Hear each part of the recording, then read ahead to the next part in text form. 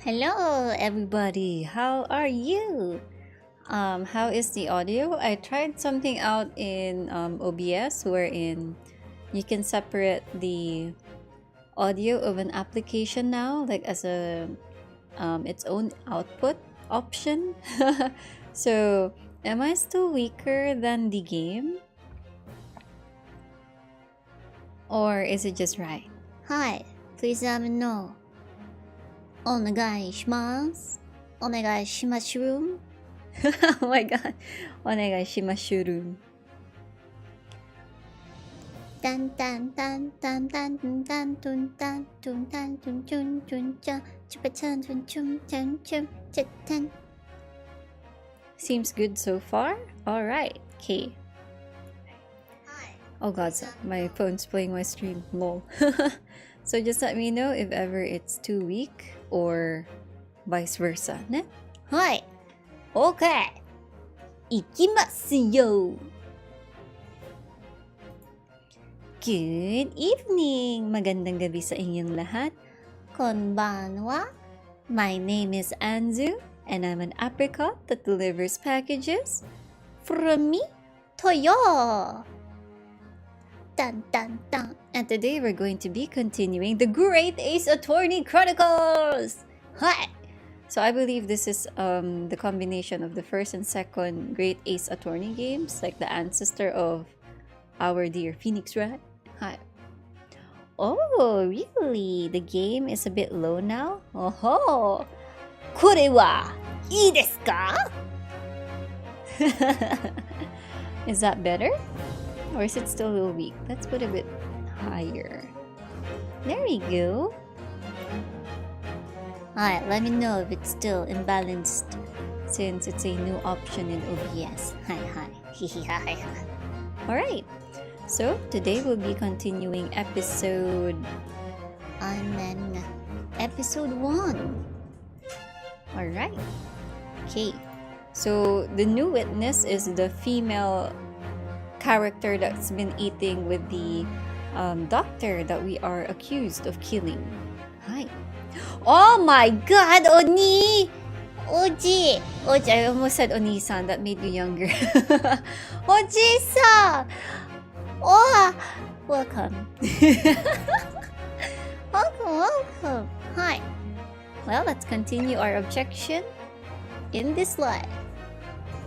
IGIARI!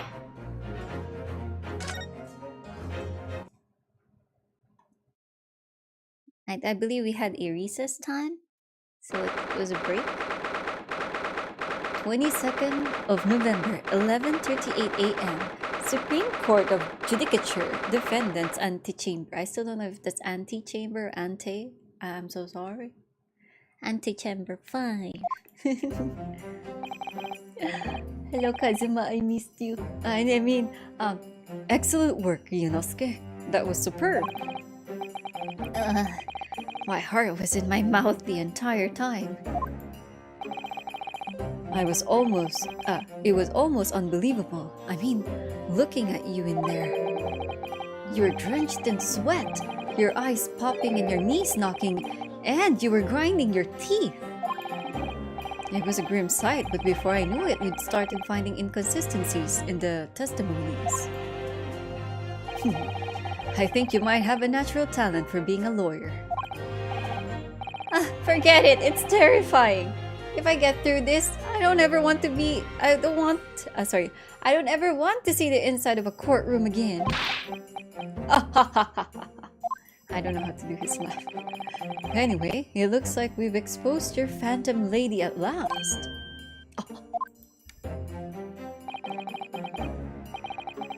Miss Jezaille Brett, a student from Great Britain, is she? That's what I was trying to tell everyone from the start. Dr. Wilson wasn't alone. There was a young woman with him, like I've been saying all along. Yes, you have, haven't you? I might not be overly confident in the courtroom, but my powers of observation are one thing I am sure of. Yes, I can see that. So, about this young gentlewoman. Thanks to our detective friend, she was hastily escorted away from the scene, it seems. Did you see what happened with that? No, I didn't see any of it. I was just on my way out of the restaurant myself, then on the floor next to Dr. Wilson's table, I noticed there was a gun lying on the floor. And just after I bent down and picked it up... Bang! I didn't have time to think about where the sound of the gunshot had come from. The waiter ran over to me looking as white as a sheet. And he bundled me into some sort of small pantry next to the kitchen. Fast thinking by the detective, he apprehended his suspect without a moment's delay. Yes, and because I was shut in the pantry, I have no idea what happened outside in the dining area. Hello, Ambe. What's up, Ambe? He's guilty, don't know how or why. Nonikore. If we're guilty, we're gonna die in the game. We're gonna lose. Uhtred, stop going for my pork chop. That's not yours. Ah, there you are. Well done, both of you. Oh, who's this? Is it the old man? Ah, it's him. Professor Mikotoba! Well, it seems I was right. The pair of you make an outstanding team. You've exceeded my expectations, I have to say. Yes, it seems you planned this from the start. You arranged things so that I wouldn't be able to act as a lawyer in this trial. Our modern country is still in its infancy. Our justice system even more so. Which is why I firmly believe that we need to send our brightest young stars overseas to learn all they can. I wanted to avoid a situation that may have resulted in your study tour to Great Britain being cancelled. Well, it makes no difference. Lawyer or otherwise, if I'm the kind of man who can't help his best friend avert the worst crisis of his life, I shouldn't waste everyone's time by going to study overseas anyway. What? What are you saying, Kazuma? So that's your stance. I was afraid you'd feel that way. Kazuma! Well then. It looks like it all comes down to you, young man. To me? Yes, you need to prove your innocence and uncover what really took place in that restaurant. I must say, I very much want to know the truth. After all, I have a personal connection to this case. Come to think of it, he said the same thing earlier this morning, didn't he? If you don't mind me asking, Professor, did you know the victim? Yes, I did. As you're probably aware, Dr. John H. Wilson was a visiting professor at UMaine, and it was I who invited him. Oh, I see. I didn't know that before. Anyway, you're about to go into battle. The victim was a university professor from Great Britain, and a well-known one at that. Naturally, our government is looking to identify and punish the culprit as quickly as possible. But let's not forget who we're going up against. The gentlewoman whose involvement our police bureau went to extraordinary lengths to hide. Yes, and I'm sure the prosecution will be using every tool at their disposal to squash your case. But I've no doubt that you pair will put up a good fight, right to the last. Hello, Chris Papa. Welcome, welcome. I'm back to being a suspect, as usual.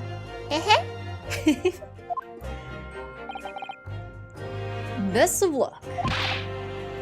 Thank you. Now then, I need you to run an errand at the university at once. There's something I think we may need. Of course.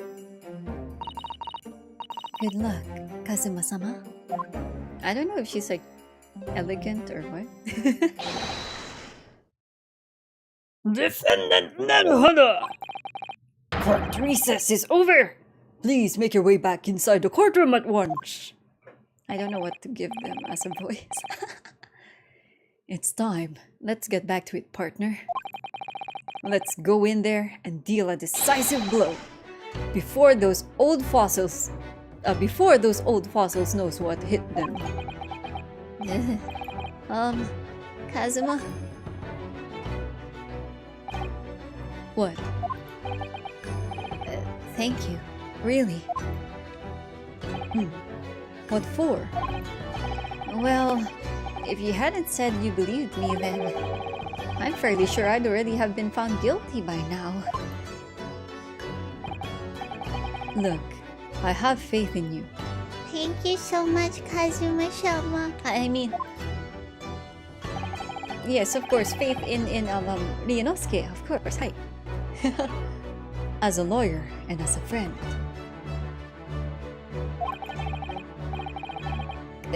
Coming from you, that means a lot. Yes.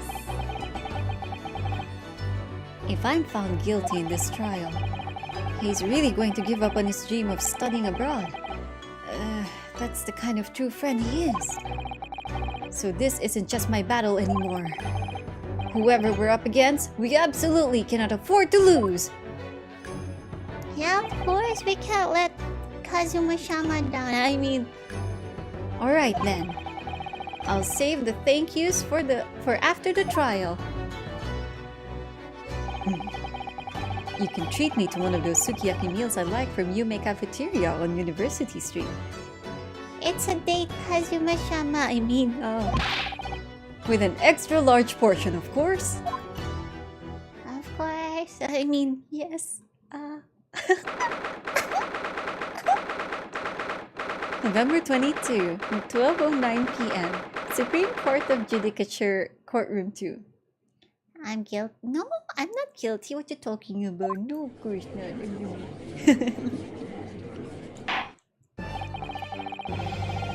The court hereby resumes the trial of Ryunosuke Naruhodo. I'm sure the voice I gave was different last time, but anyway. Prosecutor Auchi, have you managed to subpoena, I don't know how to read it, subpoena the witness? Yes, Your Excellency. Against all odds. And thanks to a certain young stripling, and the prosecution is now under rather painful scrutiny from the government. Sorry. Let the government scrutinize. That's their job.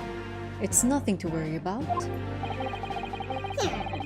It's highly unlikely that the good relations we forged with Great Britain will emerge from this trial unscathed. Will you still think it's nothing to worry about when the new treaty breaks down and our nation founders? Again, terribly sorry. If the friendship between our nation is really so fragile, then the treaty isn't worth the paper it's written on. You really have nothing to worry about, Ryunosuke. What do you mean? A secret trial, anxiety over some foreign government's opinions, a bungled investigation, missing witnesses. Is this what our nation's justice system is? Is this the Supreme Court of Japan or of England? Shut up! Shut up, you jumped-up rookie boy! You and your friend know nothing of the situation our nation finds itself in. By aligning ourselves with this great world power, we'll become strong. Diplomacy has never been more critical. Steady political maneuvering is what will secure our futures. Yes, his name is really Ryunosuke Naruhodo.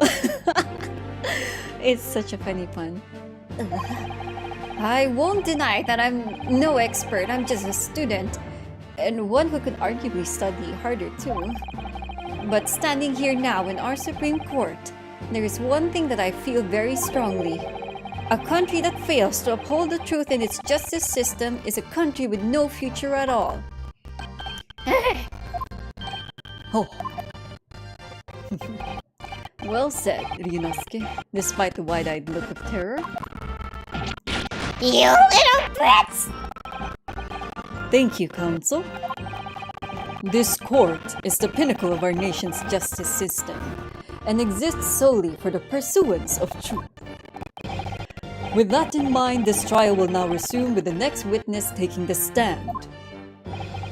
The visiting student from Great Britain, Miss Jezaille Brett. Yes! Your Excellency!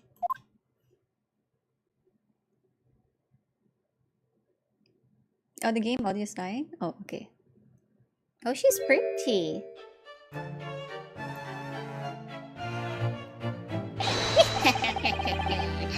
Well, what a delight it is to welcome such a fine gentlewoman to Japan, and from such a distant land. Game audio is a little bit dying. Oh my. Better now, or is it just me?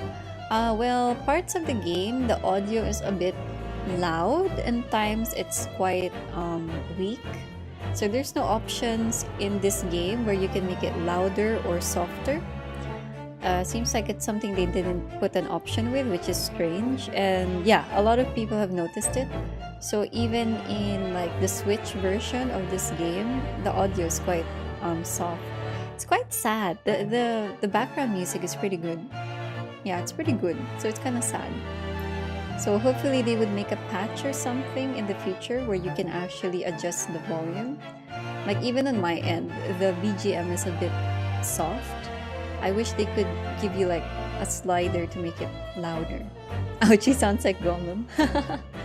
I'm trying to base it off of how Mr. Pain from the Phoenix Wright trilogy sounds like, because he's this dude, Ouchie, is the ancestor of Mr. Pain, that lawyer with a really loud and scratchy voice. Yeah, so I'm trying to emulate that as much as I can. But yeah, at times he sounds like Gollum. I'm trying to make it a bit more natural. Hi. It's a bit difficult. But last stream we kind of nailed it, but it's a bit difficult. Well, what a delight it is to welcome such a fine gentlewoman to Japan, and from such a distant land. Tea! Someone bring English tea! In England, no discussions take place without tea. Is that true? No idea. So, could we possibly trouble you to state your name and occupation for the court? Of course. My name is Satoru Hosonaga. I have been working undercover as the head waiter of Yes, we all know about you already. Inspector Hosonaga, where are your manners? In England, it's always ladies first. Is that true? No idea. More importantly, a little earlier today, you said something to me. You said your powers of observation are the one thing you're sure of. Oh yes, I think I did, didn't I? Yet, your description for this amazing sight was simply a woman. Sorry, Ryunosuke, but powers of observation aside, your powers of description are sorely lacking. Guilty. So, dear lady, once again, if we may trouble you for your name and occupation, please.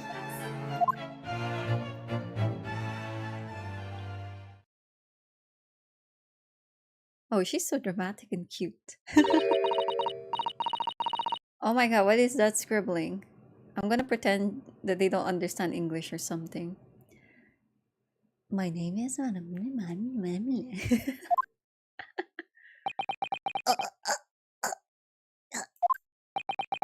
Oh, oh, oh. I'm terribly sorry, dear lady, but, what?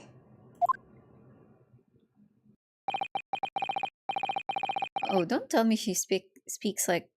Oh no, maybe they don't understand English and she's just speaking English. That's what I'm guessing.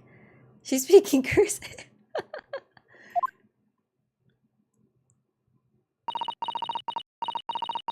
They kind of look good together, not gonna lie. The lady says her name is Jezaille Brett. She comes from London, England. She's a visiting research student currently enrolled in UME University's medical faculty. Ah, oh my! What a rare treat to hear the dulcet tones of the delightful language of the British people. I'm afraid I don't understand a word you said, but it was as beautiful as a hummingbird's song. As far as I can tell. The detective is translating her words faithfully enough. Yes, I agree. You obviously do fine in England, Kazuma. Her English doesn't rattle you at all, does it? Nor you. You've clearly been paying attention in your English classes, Ryunosuke. The court thanks the beautiful lady for taking the stand. Everyone's simping for her. Now, if we may trouble you to confirm something, Miss Brett. 3 days ago, at a restaurant called La Carnival, a grim murder took place. The court has been led to believe that you were dining there with the victim, Dr. Wilson, at that time. Is that correct?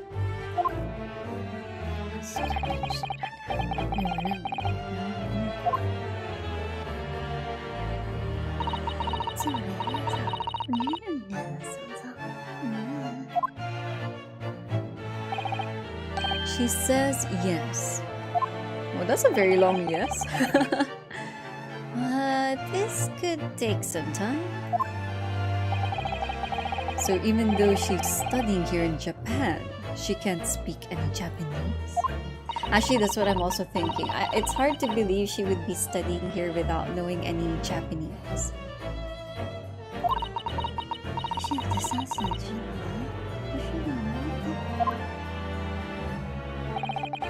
She'd like to apologize for disappearing from the scene. She says that she was due to make a presentation at the university, so she had to leave immediately. Interesting, when you're the one who engineered her escape.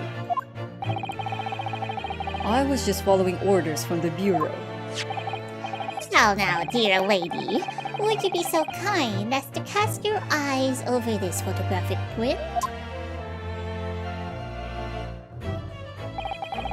Seeing as you were so unfortunately present at the scene of the crime, could it be that your resplendent eyes caught sight of the wicked perpetrator, perhaps? Oh, hello, Robert and Zero. Welcome. Thank you very much for the bill huggies. Oh, thank you.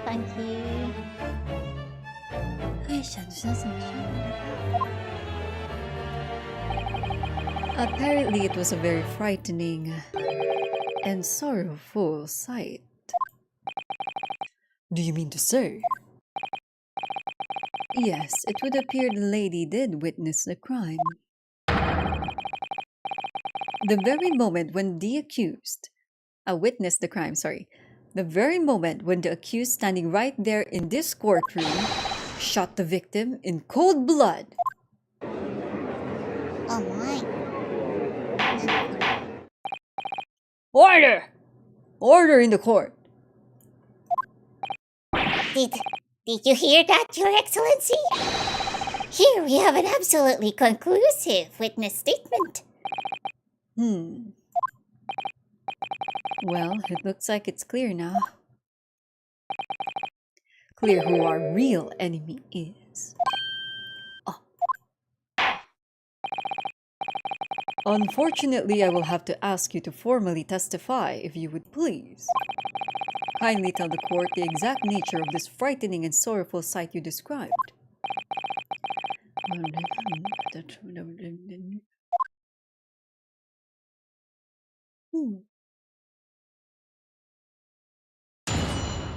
Witness testimony.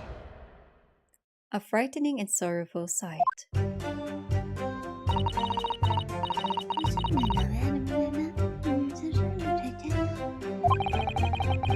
I had arranged to meet for a slightly late luncheon with Dr. Wilson that day. The professor was unable to eat, so I ordered for myself only a beefsteak.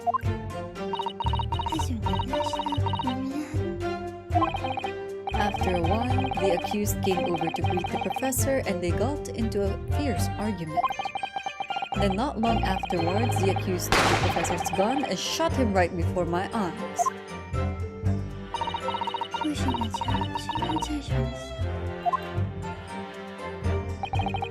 I don't carry a gun myself, so obviously I couldn't have been the culprit. The stare. Oh, I didn't even get to read that. No, I didn't have any kind of argument with the professor at all. Quiet, you filthy wretch. Look at you black-hearted blackguard. And look at this snow-white angel.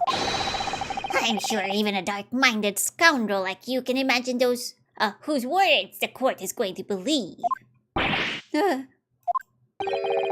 You're still making the same mistakes, Ryunosuke. You mustn't blurt out when you're goaded like that. That's a lesson you need to learn. Yeah, but he's so annoying!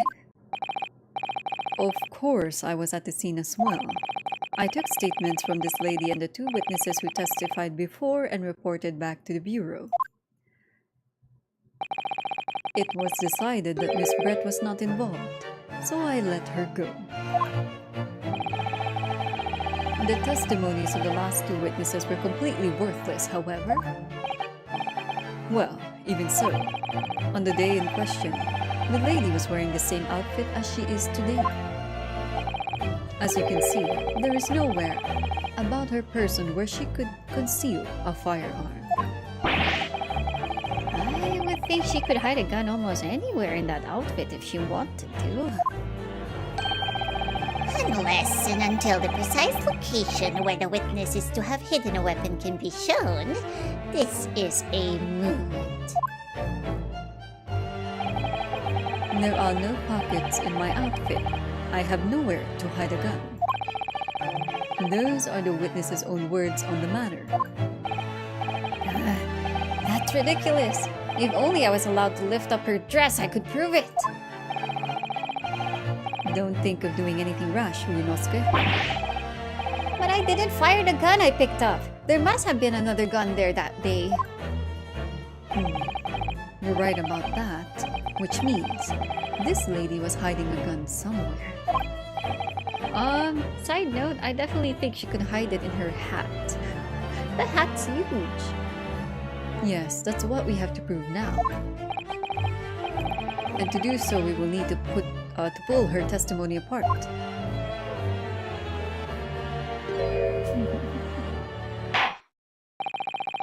The killer is the swan on her head.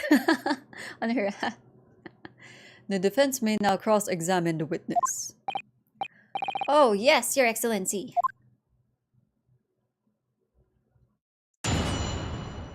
Cross-examination. A frightening and sorrowful sight.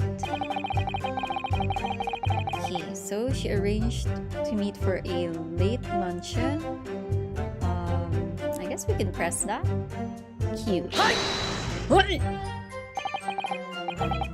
After 2 p.m. in fact, that's really quite a late lunch, isn't it? You didn't keep up with the latest fashions for Britain, do you? Late luncheons are in vogue, isn't that right?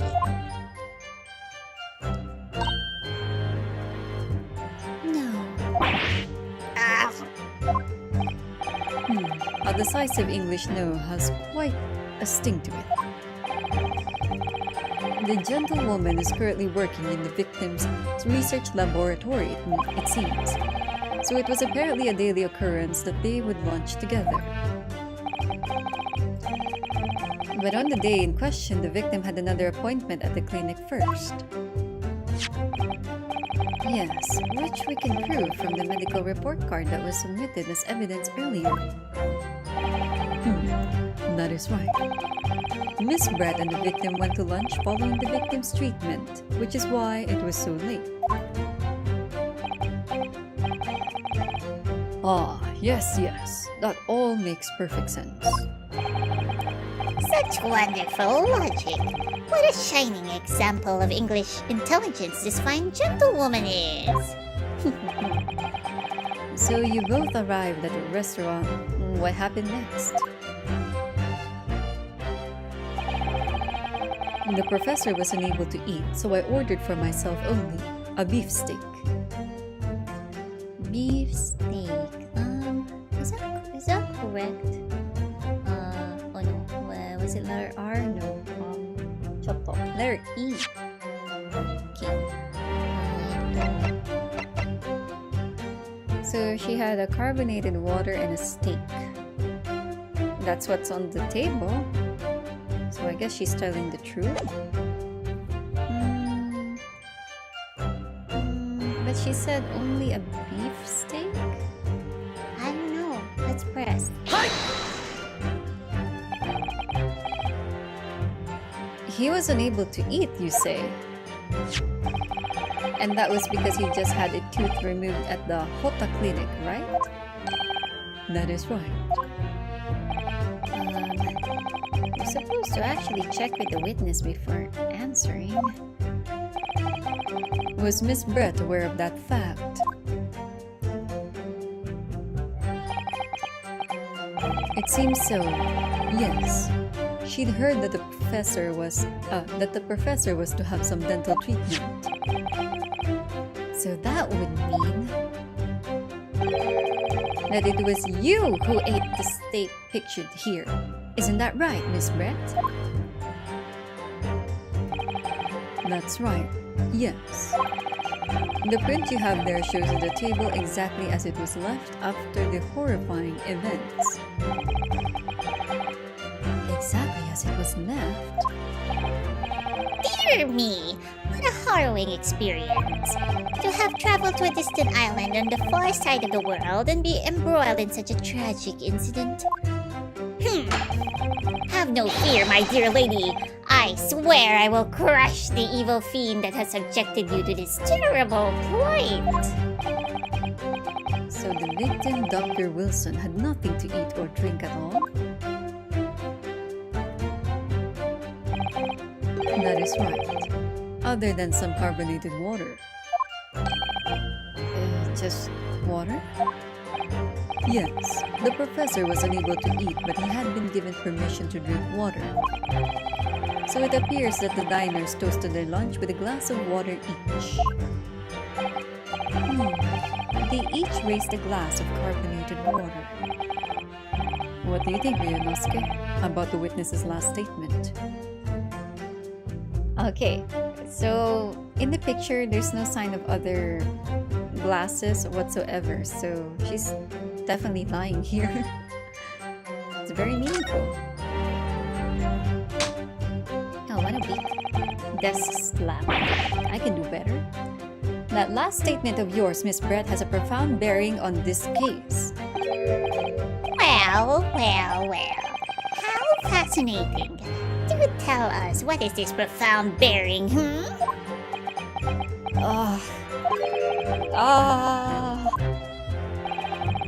The significance of the statement will become apparent when the time is right. The defense calls for the witness's last statement to be formally added to the testimony. Well, sidestepped, counsel.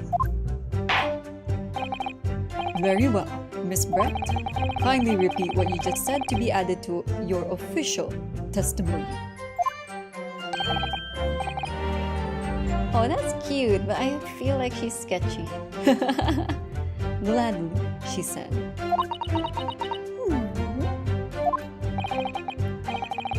That was brilliant, Kazuma. I'm going to remember that one. Hello, Skillmo. Welcome. Which one?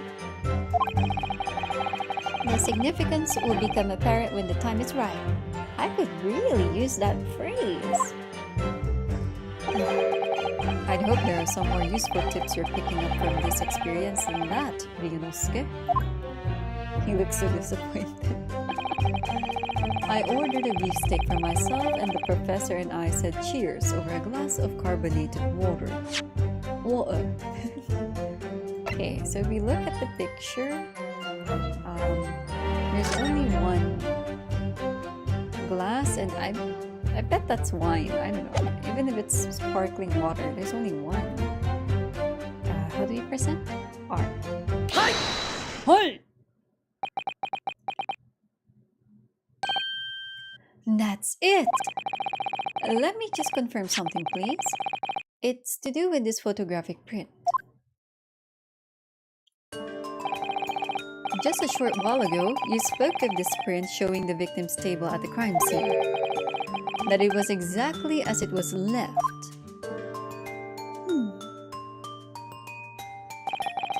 That is correct, the lady says. Well, that is, it's odd. Very odd. Dear me.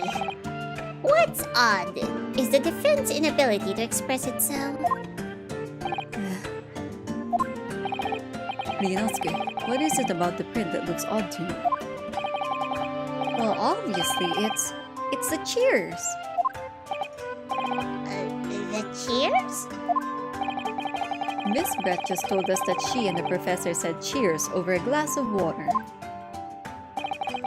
But if that is true, there should be 2 glasses on the table, not one. Oh. You're quite right, Counsel. There's only one glass pictured here. Are we supposed to be impressed by this nitpicking over minutiae? What is that word? Oh my god, what is...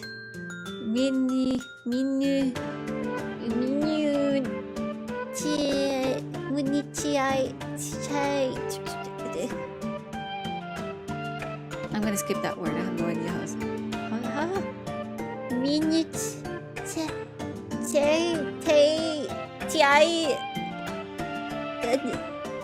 nitpicking thingy. What possible difference does the presence or absence of a glass make on the key? IGIARI! Oh no.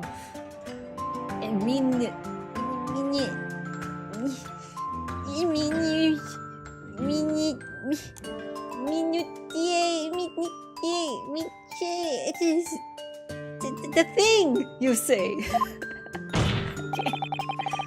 Could it be that the detective here removed a glass from the table to conceal the lady's presence? Of course not! I would never do something so reckless. But there should have been 2 glasses on the table. Or are you going to try to tell me you can click with only one? Clink, sorry, not click. You're quite right. I certainly took 2 glasses to the table.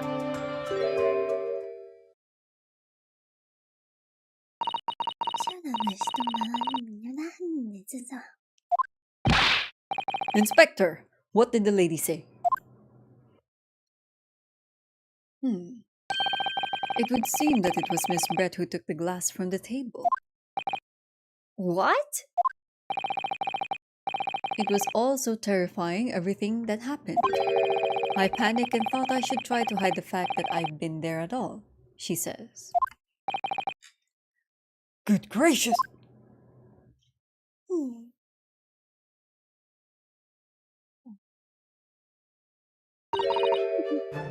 Sorry.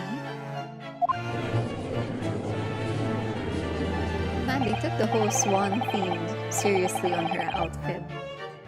There, I assured the court before. There is of no consequences at all. Oh, please. We must remember that this student had just murdered this lady's luncheon companion before her very eyes. Who could blame her for concealing a glass or two in her state of disarray? That's absurd! Oh, really? So, do we take it that you are now going to accuse this vulnerable young and beautiful woman of mischief? What? No. This can't be put down to mischief. I'd like to know exactly how the lady took the glass from the sea.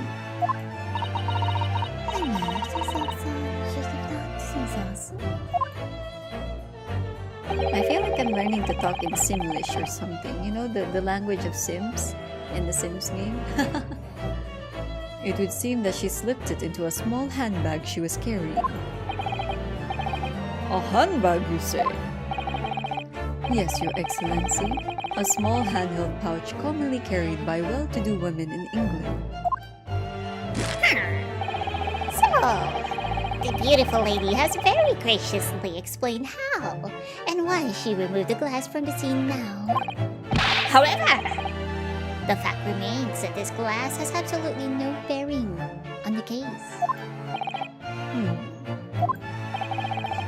This student has been trying to confuse the court with logical reasoning, but in the end it comes to nothing. No more pretentious accusations. You have wasted enough time already. Indeed, the lady has offered a satisfactory explanation as to why she removed the glass. I think henceforth we can consider the matter to have no bearing in this case.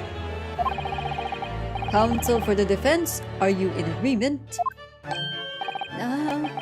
Well, I don't know really. If you want to pursue this matter further, you're going to need to show that it has some deeper significance. Yes, you're right. So she took the glass away in her handbag. If there's a deeper significance, it's... Mamo, it's funny how he said that. Logic is good reasoning though. Yeah. Let's go with the handbag, because that means she could have kept the gun in the handbag, right? That's the first thing that I thought of. Wait, the lady put the glass in her handbag, you say? Yes. Do try to keep up. It's already been explained to the court that all English gentlewomen carry handbags for small items. Let me see. A little while ago, Miss Brett stated the following. There are no pockets in my outfit. I have nowhere to hide a gun. But what she forgot to mention was her handbag. In which it would be perfectly possible to conceal a gun. Oh, you're right. Well done, partner. I had a feeling you'd pick up on that too. What are you insinuating, you vile blackguard? It's really very simple. The gunshot was heard when the defendant picked up the gun from the restaurant floor.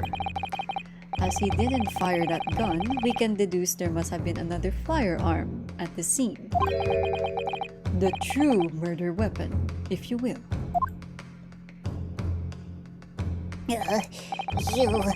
You can't seriously be suggesting... Inspector Hosonaga. Yes? Did you or did you not search Miss Jezaille Brett's handbag on the day of the murder?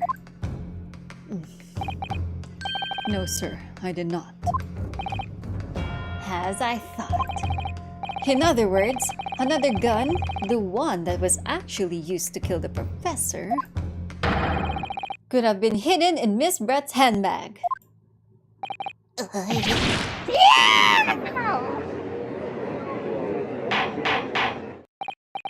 Order! Order! Order! What is the meaning of this, Inspector? And the meaning of what, Prosecutor Ouchie? Why on earth did you not have the lady open her handbag and show you the contents at the time? Thanks to your bungling incompetence, now she has to endure these uncomfortable accusations. Brilliant work, partner. Now we have a chance to expose the real woman behind the mask. Do you think so, Kazuma?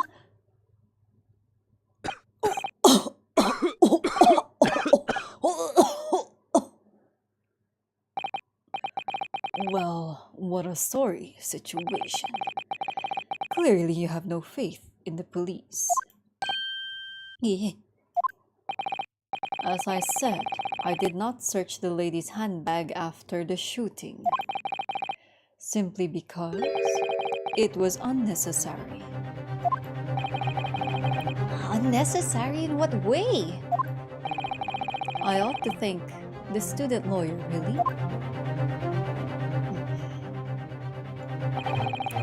I have a piece of evidence here that I had completely forgotten about. This photographic print.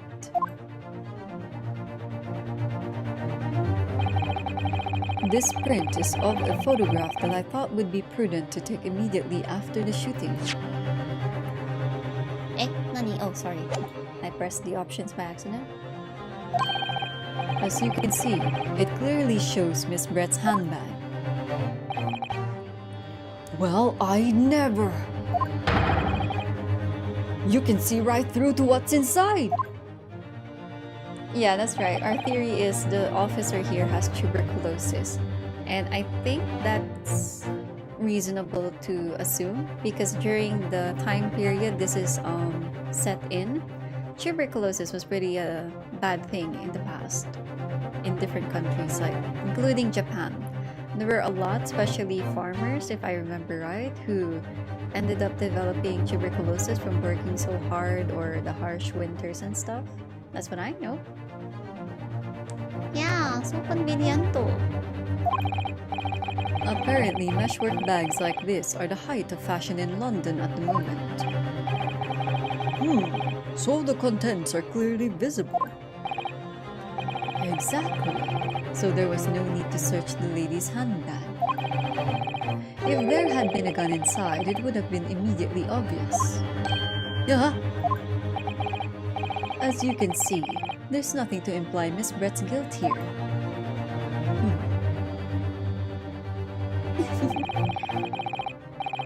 Thank you for helping to prove that, Naruhodo-san. Ah! Man, that was a tough bang. Order! Order! Inspector Hosonaga, you will submit that print as evidence at once. Certainly, Your Excellency. The photograph of the handbag has been entered into the court record. I think you've had long enough to cross-examine the witness, counsel. The court has now been shown considerable evidence. As the photographic print just submitted into the court record appears to have no further significance. Her mask is a Live2D. I am satisfied that there is no longer any room for doubt in this matter, and I must make my ruling. Indeed. And there is only one logical conclusion. That the pathetic rookie slumped over the bench before us is the only possible perpetrator of this crime.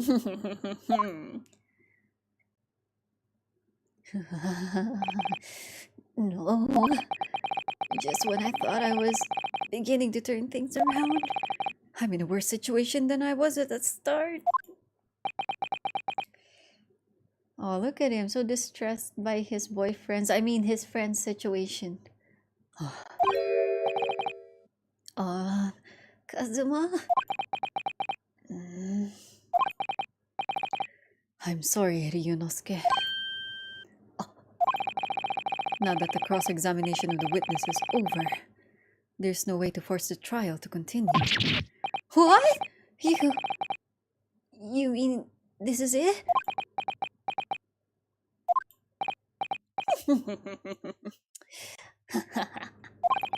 I must say you put up quite a fight for a rookie student, but the weaker meet while the strong eat.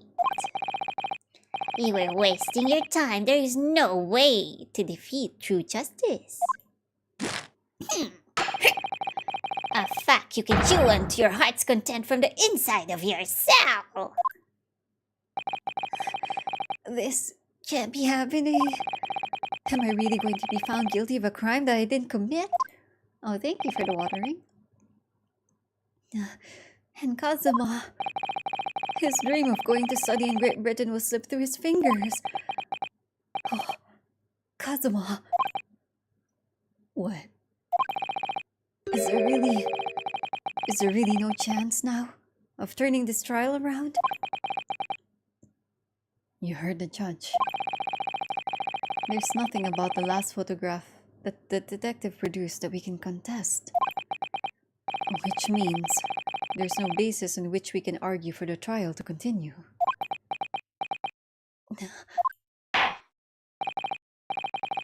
Very well. I will now proceed immediately to the ruling. It seems we will be able to report to the British government on time after all. That smug Lil.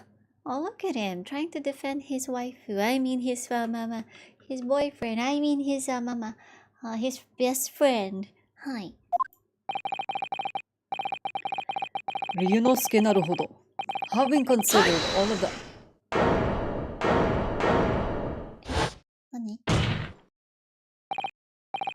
Wait, Your Excellency. Ryunosuke? Hi. I don't think you can rule out on this case yet. IGIARI! This amateurishness is getting tedious. When His Excellency deems that the trial is over, he gives his ruling. That is the most basic protocol of the courtroom. Hi! Your Excellency, just a moment ago, you said this. As the photographic print just submitted appears to have no further significance, there is no longer any room for doubt in this matter, and I must make my ruling. Now that means that if there was a problem with the evidence, some significant detail I mean, then ruling on the case at this time would be out of the question. IGIARI! This is blatant straw clutching. Look at this photograph print. All it shows is the handbag the gentlewoman was carrying on the day in question. There can't be no problem with this evidence. You'd better know what you're doing, Ryunosuke. I understand your objection, counsel. Certainly the new evidence submitted by the detective has not undergone the court's scrutiny. However, I fail to see how we can glean any new information from this handbag. Well, I do. My thoughts exactly. Really, the prosecution is becoming tired of this rookie's desperate wheezes. Yes, I am desperate, but this isn't a wheeze. There's something about this photograph which just doesn't seem right. If only I could put my finger on it. Very well. I will grant the defense one final opportunity. What? But be warned that if I am unsatisfied by your response here, the trial will be over with immediate effect. Do I make myself clear? Yes, Your Excellency. So, take another look at the photographic print Inspector Hosonaga submitted before. You will identify for the court where in this print we see the significant detail to which you have alluded. Purses are inferior to cargo pockets. Alright. Okay, obviously the only thing that stands out besides the bag and the glass is this mark over here. But for the sake of trying to not lose a life, I'm going to check my... No! Shit! I'm a little butterfly. I pressed the wrong button and now I have a mistake. Oh, no. Is there an undo button? Okay, it's not like this one Enders, is it? Ah, no it is! Oh no! I see the light! I concur and praise the prosecution for his quick wittiness. I know it's the handbag that stands out in this picture, but you need to look further. Examine everything, otherwise you might miss an important clue. Always try to see the whole, and don't be blinkered by individual details. I know you can do it. If I can do it, then I wouldn't have pointed out the wrong part of the picture just now.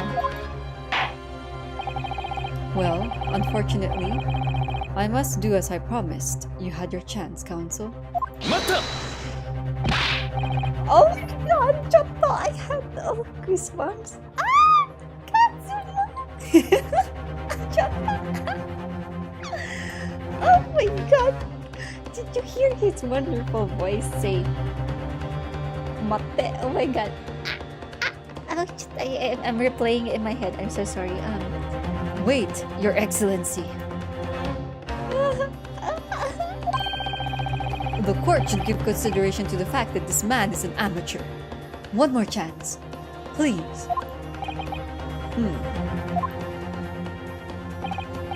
Well, I suppose he's just a callow student lawyer with little sense of protocols in these matters. I'm starting to feel insulted here. So, take another look at the photographic print Inspector Hosonaga submitted before. I'm not sipping! Shut up! No! You're all wrong. You've mistaken it. I'm just admiring the beautiful voice they gave Kazuma-sama. I'm not sipping. No. I don't know what you're talking about. No. I'm not. No. You all got it wrong. You're all delusional. No. Okay. Is it tea? No, it's not tea. That's the... So, is this like those times where I cannot look up my court stuff? Court record. Oh, it's letter E. Okay, I pressed the wrong key. Yeah, I pressed the wrong key a while ago. Sorry about that. Okay, let's inspect this one. I can't see you, chat. I won't listen to what you have to say to me. Oh wait, no, I haven't. I haven't. It's this, I think. Choco. Oh wait, there was a magnifying thing. I didn't know this. Oh, Coolio. This is the subsign.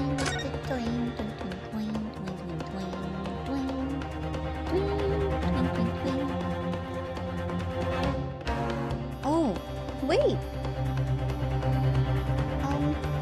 Yes, it's pure admiration, okay? Admiring Sword Boy's wrist. Shut up! Yamero! Everyone's such a bully. Pick on the apricot. Yeah, that's right. Yeah, it's the plate. It's the same thing on the guy's hand. But if it's the woman, Miss Brett, who is eating, then Dr. Wilson wouldn't have that print on his hand, right? So either he was the one eating, or his hand was placed to make it look like he was eating, and the plate was still sizzling hot, so it imprinted on his hand, right? So there's something wrong here. Let's double check. Yeah, look, it's right there. So it's either he ate or not. The other thing too is the chair. Right? The position of the chair is not the same as the other photo also. So this is pretty weird. He got some steak while being shot. It's like your last meal, like what happens in death penalty people, right?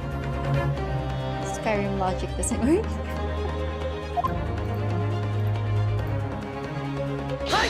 Hi! Look at this. There! There's a very unusual mark on the victim's wrist. That is true. It looks almost like a burn of some description. Did they really localize it this way? I think it's more natural to say of some sort. Or inscription, I think. Maybe that's what they meant. IGIARI! Dear me! I was wondering what new piffle you would come out with. A burn, you say, on the victim's wrist? Clearly, that has nothing whatsoever to do with a magnificent lady's handbag. Yes, that is a burn mark. You're right. Oh. Go on, Inspector. The police coroner also noticed it when he was performing the post-mortem examination. It was deemed unrelated to the cause of death, so he didn't note it in his report. Oh, that's careless. What did I tell you? In any case, we have no idea when the victim suffered this burn, do we? And no possible way of knowing either. Oh boy, wait till he gets proven wrong. The more I look at it, the more I find myself intrigued by the curious shape of this mark. However, as Prosecutor Auchi points out, unless a firm connection to the case can be shown, I cannot allow any further time to be spent on the precise detail of this burn.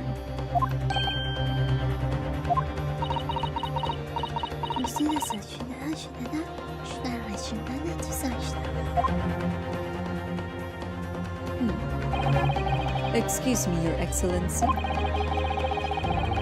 It would seem Miss Brett has a lunch appointment with the Dean and other university staff.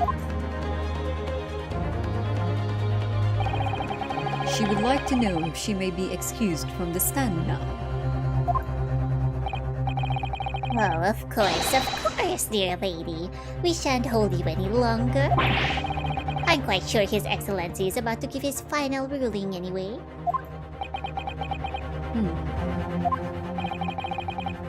What's your thinking on this, Ryunosuke?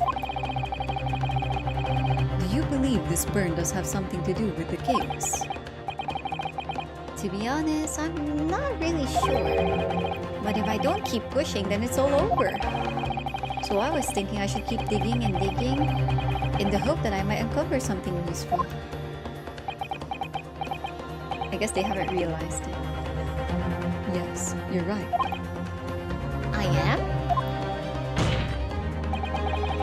If we can just link that burn to the case, if we can do that, we might be able to prise, I think that's prise, to prise the shutting door back open again. Or is this supposed to be pry as in P-R-Y? Anyway. Oh. Just give up, Counsel. You can't possibly hope to do that. Indeed, I'm afraid that without evidence, I can't allow you to pursue what is little more than conjecture. They're solid tables. Oh hell yeah! These are old school tables. They're made with hardwood that's, you know, wood all the way. I bet that's why when you have action scenes in old shows, a lot of the tables survive versus modern day table. But if we had evidence that irrefutably link the burn on the victim's wrist to the case, then you would allow it? I would, yes. To tell you the truth, I hadn't noticed that burn. But as soon as you pointed it out, what I did notice was the color draining from Miss Brett's face. Really? I have to find some link between the burn and the case.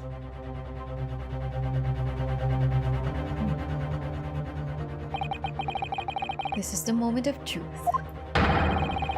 It's time to find some evidence that proves what that burn really means. So then, the defense will now present its evidence to the court. The evidence that demonstrates an inextricable connection between the victim's burn and this trial. Hi! What's this, Counsel? Yet another print? Yes, Your Excellency. I believe photographic prints are an amazing invention. When we humans look at a scene, we miss things. But in a photograph, things we may have overlooked at the time are recorded forevermore. Do hurry up, rookie. What are you trying to say? To inconvenience this poor lady any further really would be quite inexcusable. Actually, we may need you to stay with us a little longer if you don't mind, Miss Brett.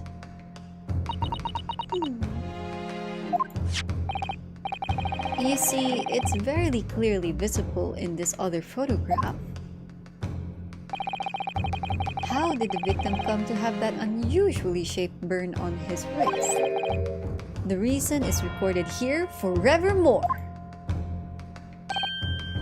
What? How? IGIARI! You can't fool me with your little bluffs, boy. If that's your game, then let's see how it plays out. Show the court exactly what you mean. What is in this photograph that explains the reason for the victim's burn? Joke's on you, Ouchie. Time to make that Ouchie for real. The beefsteak? Actually, the point is the metal plate the steak was served on. The plate? Oh! Your Excellency, are you alright? As you can see, there's an emblem on the plate.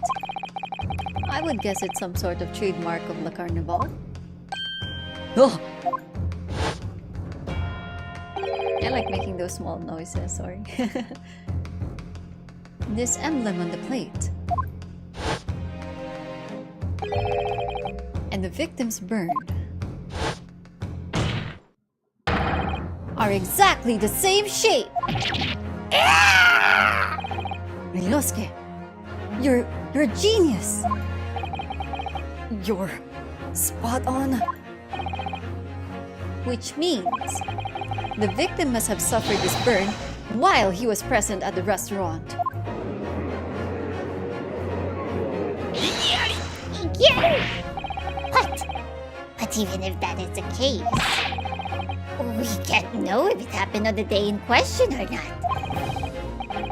It could have been the day before, or the day before that. It's most likely happened at some other unrelated time. Well, IGIARI! Oh, that's emotional. I love your voice. I admire your voice. Yes, that's right. I admire your voice. I admire you as a character. Yeah, it's all admiration. Oh, sorry, I pressed something by accident. Sadly, Prosecutor Ouchie, the chances of that are extremely slim. Thanks. Why? The outline of the burn is clearly discernible. Such a serious injury would have caused quite a commotion in the restaurant. Wouldn't you agree, Inspector Hosonaga? I can't imagine having missed such a terrible disaster. Certainly. But... And Ouchie's just grabbing us with me. I would say, looking at the picture of the wound, that it wasn't suffered very long ago. And although it's not a particularly large burn, it's extremely well defined. As the defense just pointed out, this was no mild burn, that's for sure. Can you be more specific, Inspector? Well, you see, If the plate was at around 90 degrees centigrade, a burn like that would have taken around 3 seconds. It's inconceivable that the victim wouldn't have let out a scream of pain then. I've been investigating at the restaurant for several weeks already, but I've not heard anyone scream at all. As the head waiter of La Carnival, I can testify to that without hesitation. But you're a detective, not a waiter!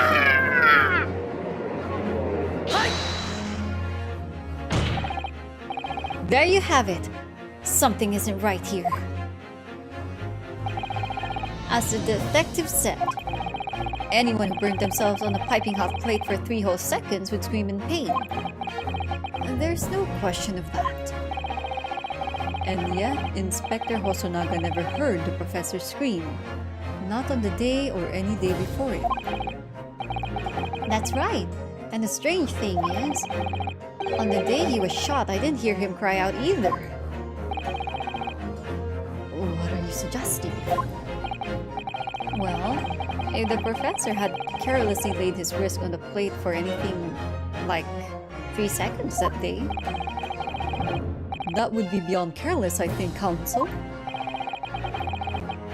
Then the rest of us in the restaurant, myself, the sergeant, and the old antiques dealer, all of us would, without any question, have heard him scream. Wouldn't you agree, Prosecutor Ouchi? Well, I suppose. So the question is, why didn't a single person hear Dr. Wilson scream? I almost don't believe it. Ryunosuke, do you think? Can it really be true? I never dreamed we'd arrive at a conclusion like this, but I'm starting to think that maybe we've been led into a terrible trap.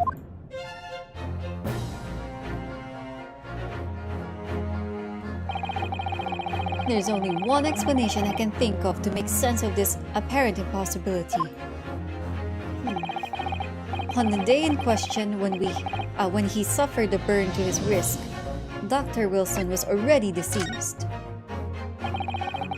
No man could remain silent while his wrist was burning on a piping hot plate for 3 whole seconds. He drank a burn-resistant version. That's clearly impossible apart from in one particular situation. Counsel, are you suggesting? Yes. It's only possible if the man was already dead. Already? Dead? Oh!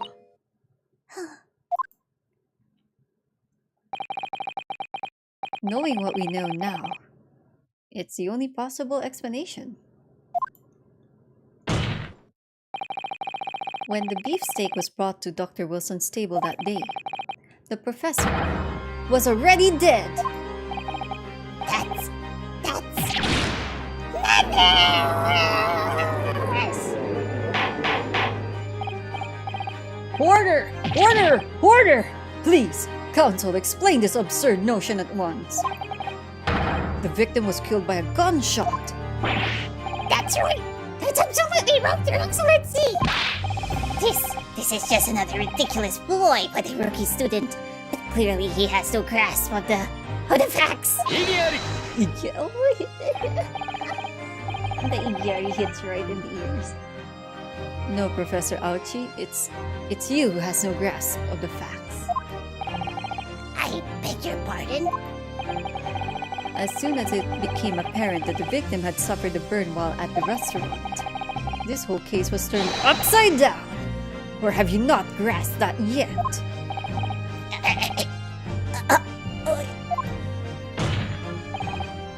Your Excellency, the court must hear from this witness again. If it's true, as we now believe that the victim was already dead before the gunshot was heard, it's highly likely that Miss Brett knows something about it.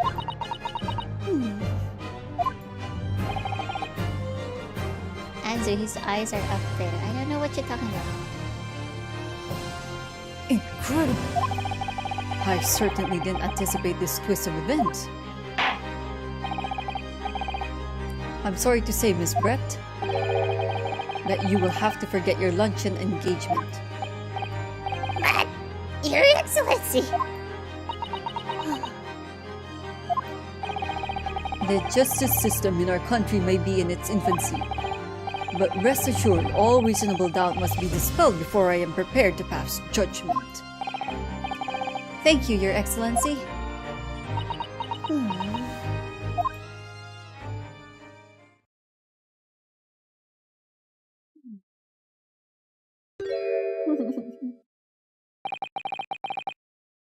What was that smile? Yes, of course. I mean, I'd be delighted to help. Especially if it helps relations between my country and yours. What? Huh? Miss Brett, you speak Japanese?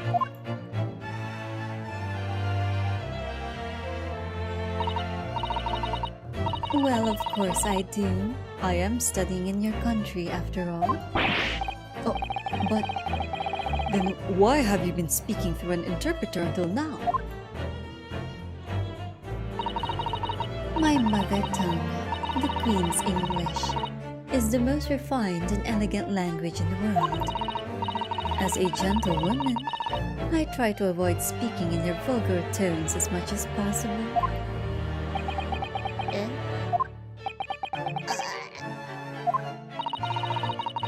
But it seems the men in this land possess none of the chivalrous virtues of English gentlemen. So I can see that I shall have to lower myself to communicating with all of you on your own level. Well, you are the epitome of a true English woman. We are truly honored by this lavish consideration you so graciously afford us. She made it difficult for us speaking cursive. Yeah, she sure did. I see. In that case, Miss Brett, I will now ask you to testify in your own words about the events leading up to the death of the victim, Dr. Wilson.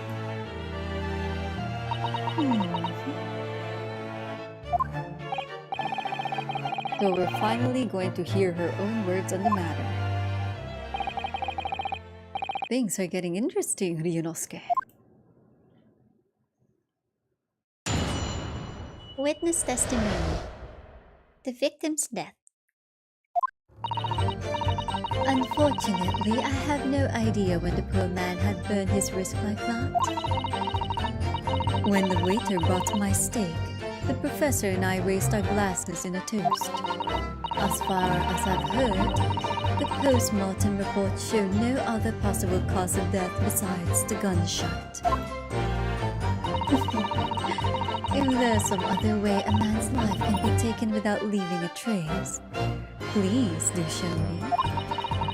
But of course, this country's inferior investigative techniques probably wouldn't pick up on it anyway. Man, she's insulting them. That most captivating and beautiful testimony will go down in the Supreme Court's history. Thank you. Easy does it. I hope that is the last time I will have to sully my lips with the coarse tones of your unbecoming tongue. Oh, forgive me. I do hope I haven't insulted anyone. Oh, no, not at all. It is a delight merely to hear you speak, dear lady. And it seems very clearly from your testimony that this boorish talk of the victim's burn is utterly irrelevant. I will be speaking to your country's Minister of Justice about what has happened here today. The Minister of Justice? May that irritating little bully of a student be given the harshest punishment possible. Amen. Huh? Thanks? Was that a prayer then? Well, you'll have to forgive the irritation, Miss Brett, and put up with the cross-examination now. I expect you've noticed that this little bully of a student, as you put it, doesn't miss much.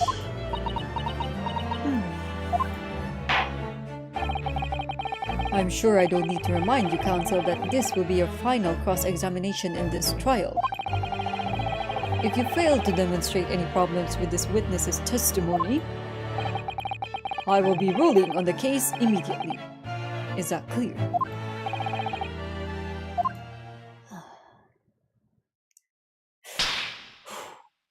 Oh my god.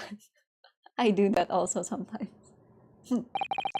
Yes, Your Excellency. Then you may proceed with the cross-examination. Cross-examine these hands? Why? What do you got in your hands? What are you holding, MB? Why must you be cross-examined? What are you holding in your hands? The victim's death. Unfortunately, I had no idea when the poor man burnt his wrist like that.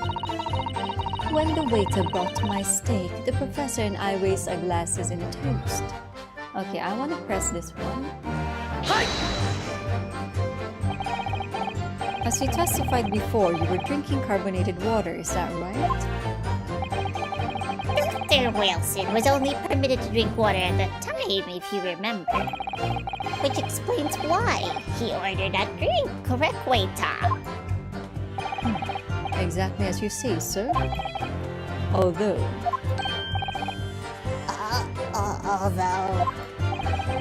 Whether or not the professor actually drank any of the water when I delivered the steak to the table,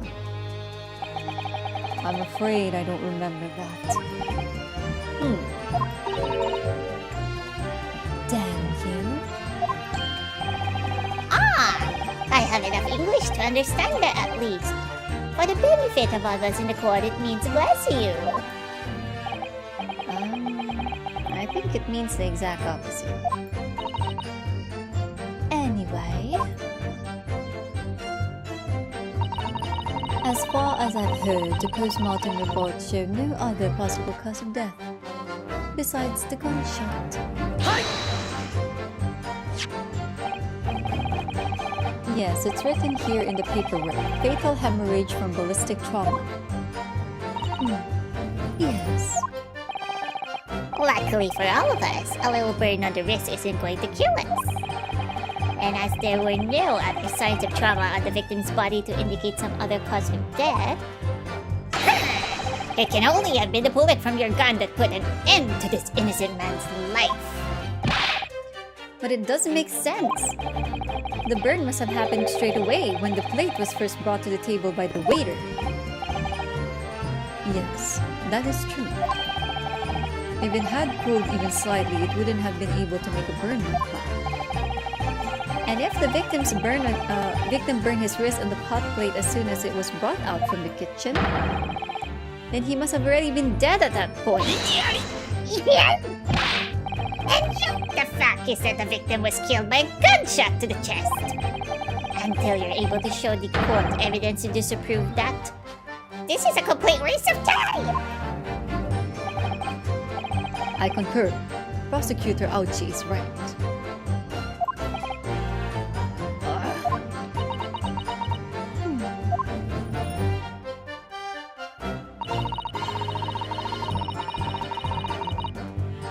If there's some other way a man's life can be taken without leaving a trace, please do show me. Without leaving a trace? If someone is shot or strangled or stabbed or thrown from a height, however a person's life is taken, there are always telltale traces on the body. right, dear lady. And as our police force has thoroughly examined the body of the deceased, there can be no doubt. Isn't that right, Inspector Hosonaga? As I've said, I always aim for a flawless investigation. There would be physical traces with all those causes of death. That's true. But maybe there's some other way of killing someone that doesn't leave a mark. If heaven forbid you doubt me, young man, you're going to have to tell everyone exactly how you think the professor did lose his life. Otherwise, I'm afraid your argument falls rather flat, doesn't it? Oh no, perish the thought. Calling such a sweet young lady's innocence into question. On my honor, I, Taketsuchi Aochi, will cut down any who dare cast such aspersions. A way of killing someone that leaves no trace.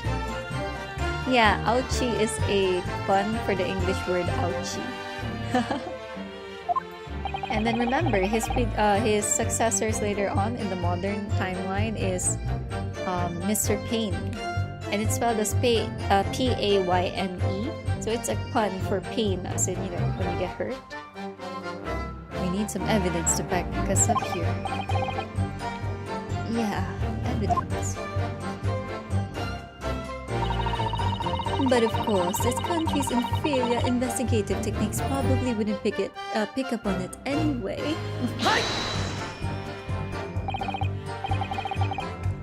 Inferior? What do you mean by that?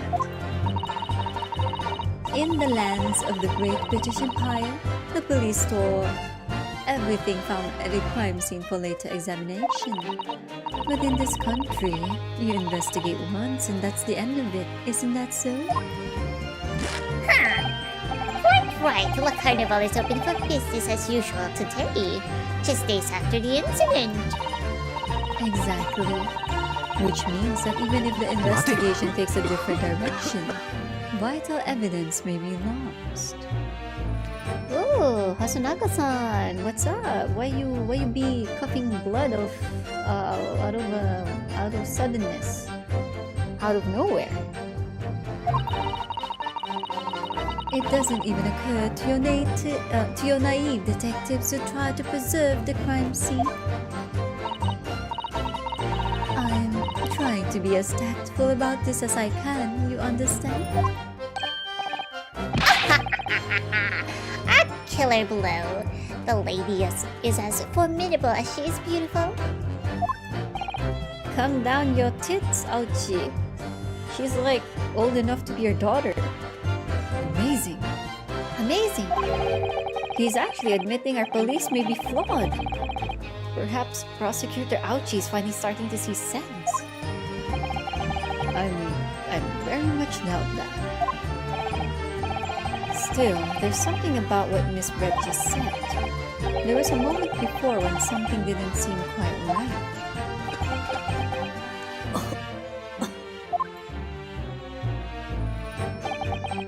What do you think, Ryunosuke?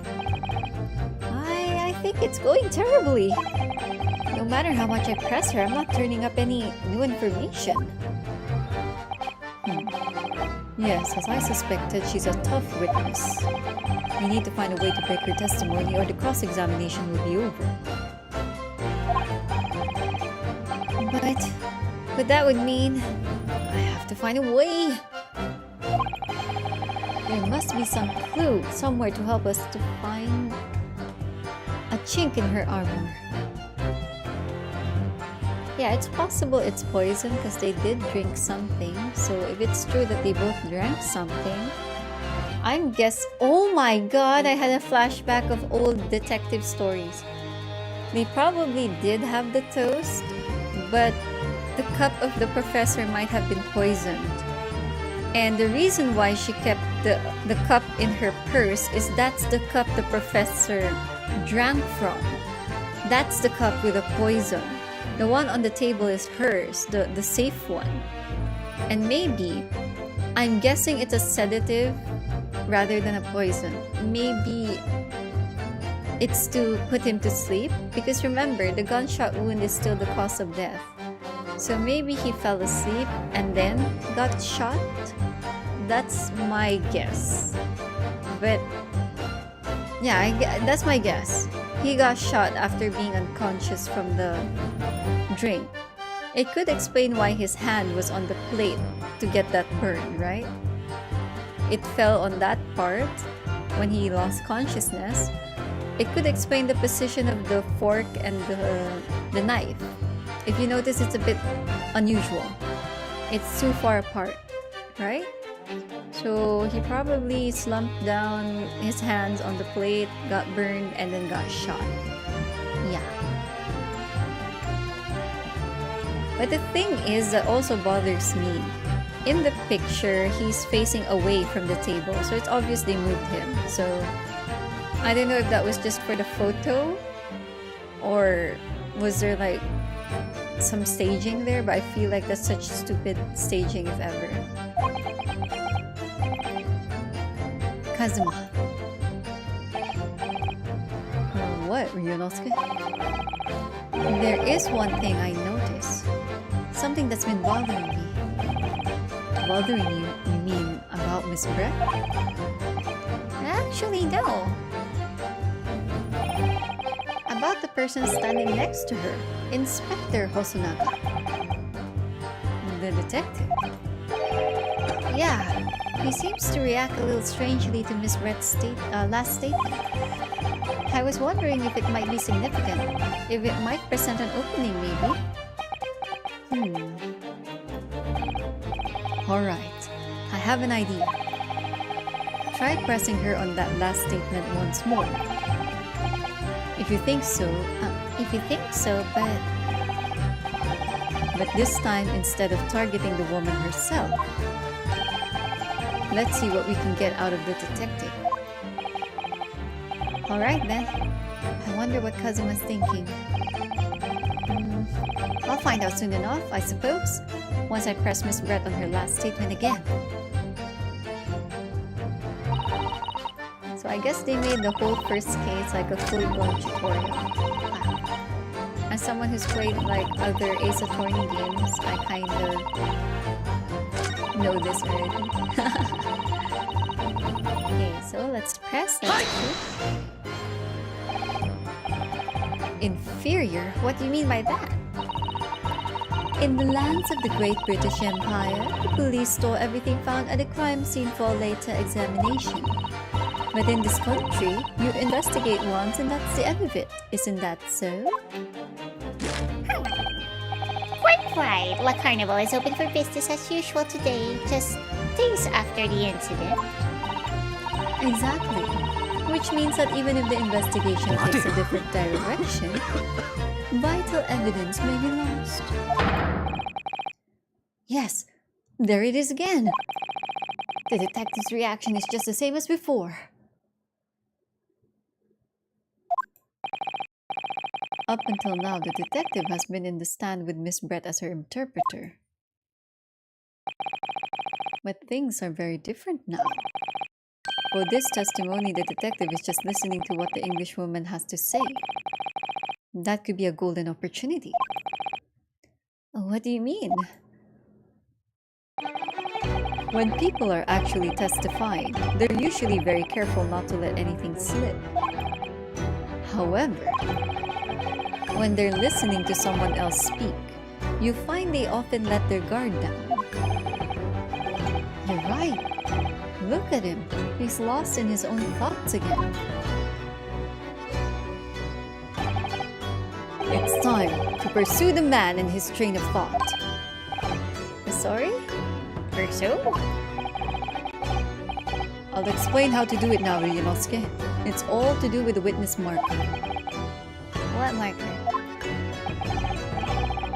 At the moment, we're focused on Miss Brett, who's the person actually making the current statement.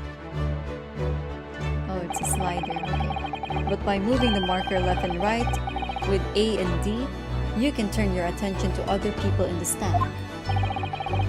While you're looking at the other witnesses, you'll be able to pursue them with the space bar. If you can catch the person at just the right time, you might uncover some new information to pursue. If you ever notice a strange atmosphere amongst the people on the stand, take a good look around. Alright then, so first I should move the marker and focus on the detective. Then pursue him and see what's on his mind. Here we go.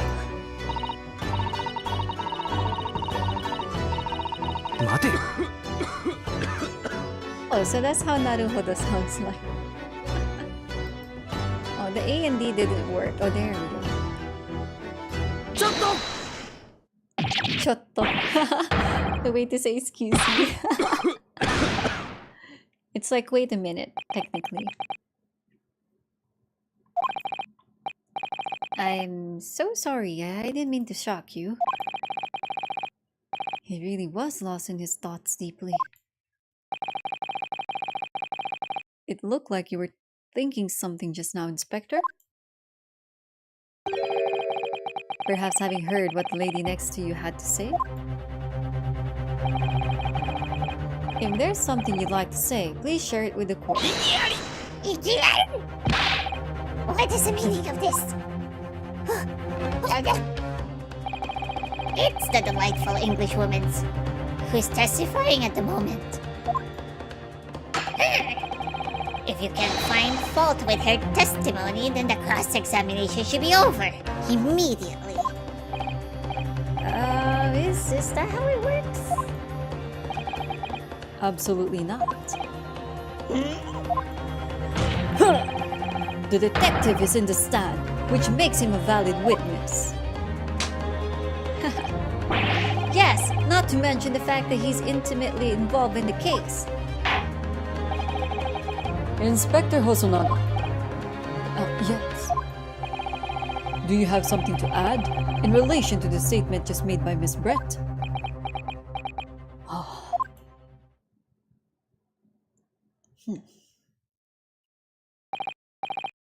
Well, yes, if you don't mind, I would like to speak.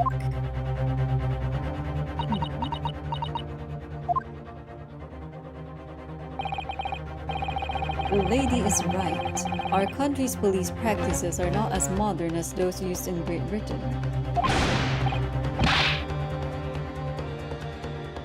Which is why I, Satoru Hosonaga, always strive to make every investigation I'm involved in flawless. What do you really mean by that? I'll tell you what I mean. I won't have evidence lacking on my watch. I'm not afraid to take everything I can from the scene of the crime. It's preserving evidence, you see. I don't care if they call me a crime scene thief. I'm not ashamed of what I've done.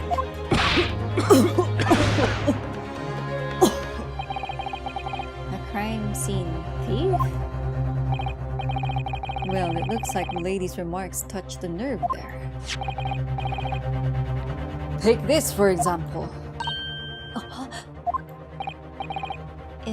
Is that... This is a bottle of carbonated water that I took to the victim's table on the day in question. And yes, it's lost all of its fizz, having been opened 3 days ago now. But it was carbonated water. I don't care what anyone says. Yes, there's some left in the bottle, I can see it. One day our police force will be among the best in the world. The time is coming, I guarantee it.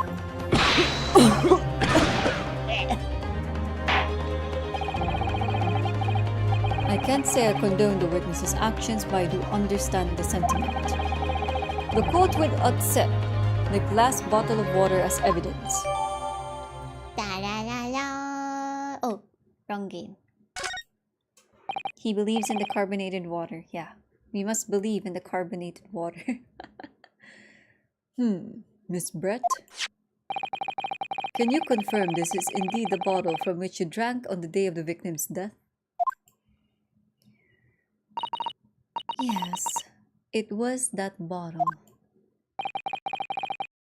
What was that about? She seemed to avert her eyes when she answered the judge's question.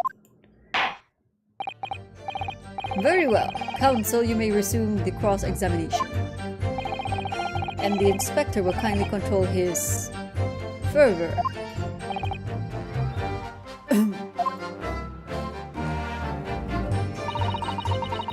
Unfortunately, I have no idea when a poor man burnt his wrist like that. When the waiter brought my steak, the professor and I raised a glass in toast.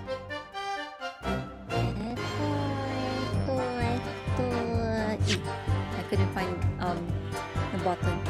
Just to let you guys know, the area where the buttons are exactly where my camera is. So sometimes I'm like, which one is it? So we have the carbonated water. The victim is read. So the victim's table. Can we inspect this?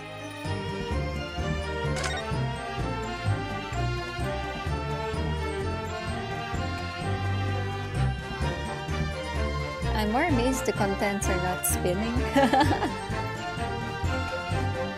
There's nothing we can look at, which is kind of sad. Yeah, it seems like there's nothing we can look at.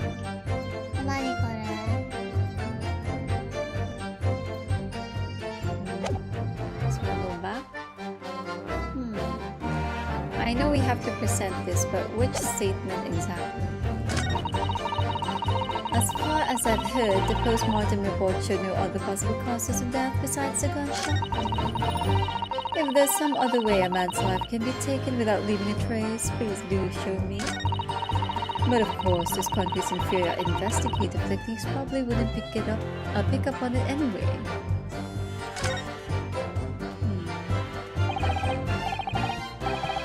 New evidence. Excellent work, Yunosuke. I never even thought of pursuing another witness over the current witnesses' statements. That was a great idea of yours, Kazuma. Well, it was all thanks to you noticing that the detective had reacted strangely to what the lady said. Man, these two need to get a room. They're just complimenting each other now.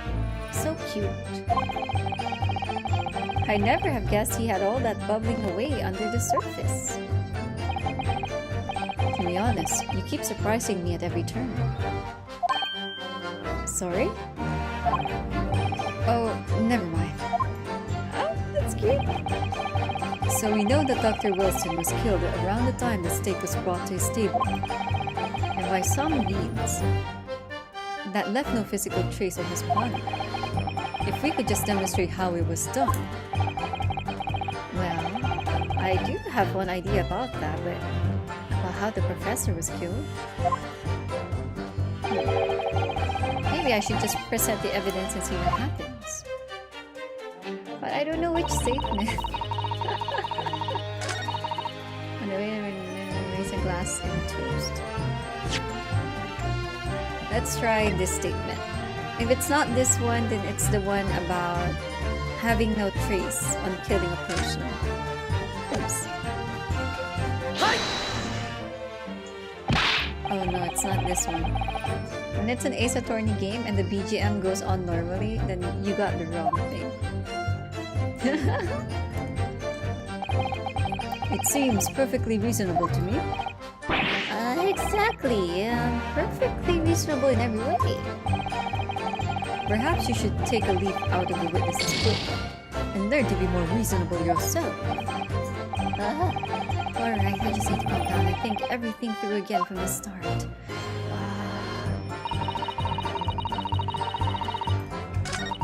Okay, so I'm going to go with this statement then. It has to be the only one. There we go. What is this? The bottle of water? Actually, there is one method of killing a man without leaving a trace that comes to mind. Obviously, I'm referring to poison. Poison? On the day of his death, we know that Dr. Wilson drank from this bottle of carbonated water. Could it be that there was poison inside? Could it be that the professor actually died after taking a sip from his glass? brush with you. Yeah, look at the buns on her hair. It's okay, Tread. It's okay, baby. It's just voice acting. I'm not dying. And on that day, who was sitting at the table as the professor and able to slip? Wait, what? Who was sitting at the same table as the professor and able to slip the poison into his drink? Yes, Uhtred, I know. It has to be her. There's only one person who could have possibly done it. Jezaille Brett, it was you! IGIARI! This is outrageous! To suggest such a thing without a scrap of evidence.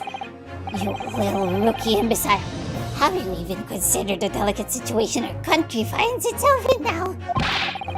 Have you forgotten that we have only just signed an accord of friendship with the British Empire? Have you even the vaguest inkling that your rash accusations could jeopardize the entire treaty? Yes, Kazuma, take it away. This is not a political arena. This is a trial to determine one individual's guilt with respect to one crime. Yes, Uhtred, I know. The girl has a lot of guts to do it. What? The fact that this woman is British makes no difference. We are here to determine the truth. Yes, Uhtred. What is it, baby? My dog is talking to me. Oh, you would like to go outside? Okay, just a moment. I'll just pass my dog to my brother to assist him. I think he probably needs to pee. He was drinking water. Just a moment. Just a moment, minasan.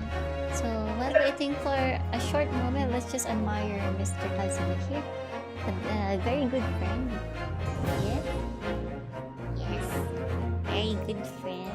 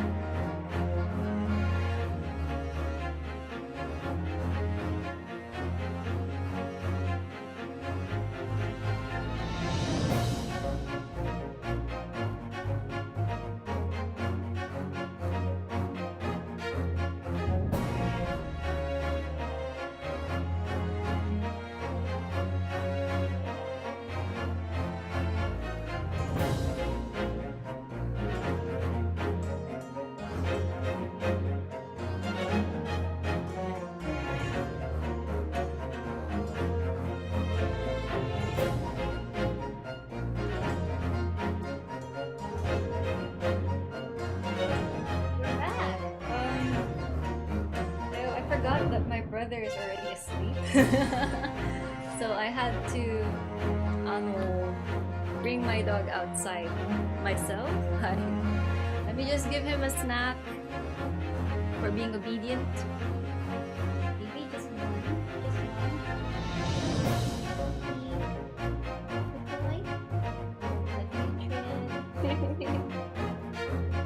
Oh, look at that, Chris Papa. Yeah, I'm AFK. Well, right now I'm currently admiring the great Kazuma-sama, best friend of the game. I really like how his headband just continuously flow, whether there's air or not. Very nice detail, you know? Right, okay. I'm back. I'm back. Okay, now where are we? Where am I? Here I am. Anzu for 1 to 2 minutes. Nani? 1 to 2 minutes? Minuto? Alright, okay, where are we? The next dialogue, right? I think I read this one out. Okay.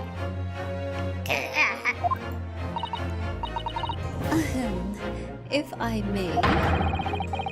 It will silence you for this. Oh, she said shut up. It is you who should be silent. Oh, of course.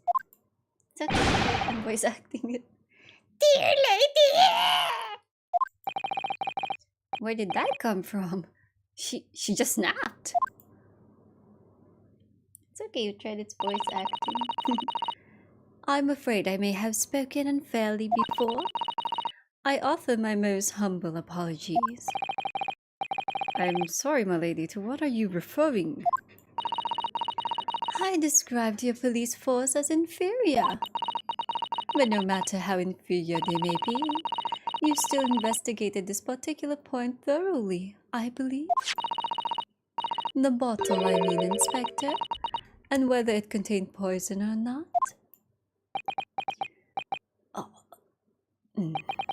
Of course. You did? Have you forgotten what my guiding principle is already? It's like head steam that flows behind his head. I strive for a flawless investigation every time. I don't believe it. Naturally, we tested the inside of the bottle and its contents. And what did you find, Inspector? I ordered tests for every toxin that's available in this country at the present time. We could find no trace of poison of any description in the bottle of carbonated water, Your Excellency. What? Are you sure? The tests were meticulously carried out by the chief coroner himself. Oh, that came out very wrong. No, it should have been something like that. I'm very grateful to all you Japanese. You've successfully established my complete innocence in this horrid affair. Thank you. But of course, dear lady, the pleasure was ours. All ours. I was so sure. This can't be right. Everything falls into place if he was poisoned. Thank you, Counsel. I think that cross-examination has clarified everything. As the prosecution have asserted, a shot to the chest from this gun is the only conceivable cause of death. Oh, really? Furthermore, the accused who, by his own admission, was holding this weapon is the only possible culprit. I'm done for. The court wishes to apologize for the great inconveniences it has caused you, Miss Brett. Oh no, I'm just glad the matter is resolved.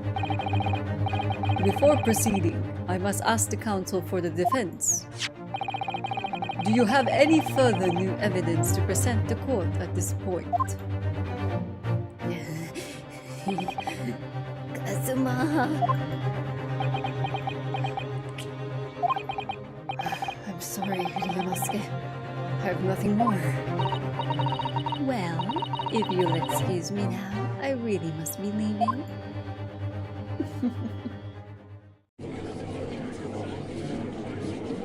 My head must be so... Eh? Nani? Ooh! Her voice was cute. Please, wait. Isn't that... What is the meaning of this? Forgive me for intruding on court proceedings, Your Excellency. Susato Mikotoba, Judicial Assistant to the Defense. Mikotoba? In my darkest hour, with nowhere left to go, she appeared like a bolt of lightning. And in her hand, she carried a small package wrapped in a furoshiki cloth. For those who wonder what is furoshiki, that is like the cloth they usually tie around a item. The thing that you see in historical anime shows and manga. Right? Okay, let's save it here, I guess. Number 2, just to be safe.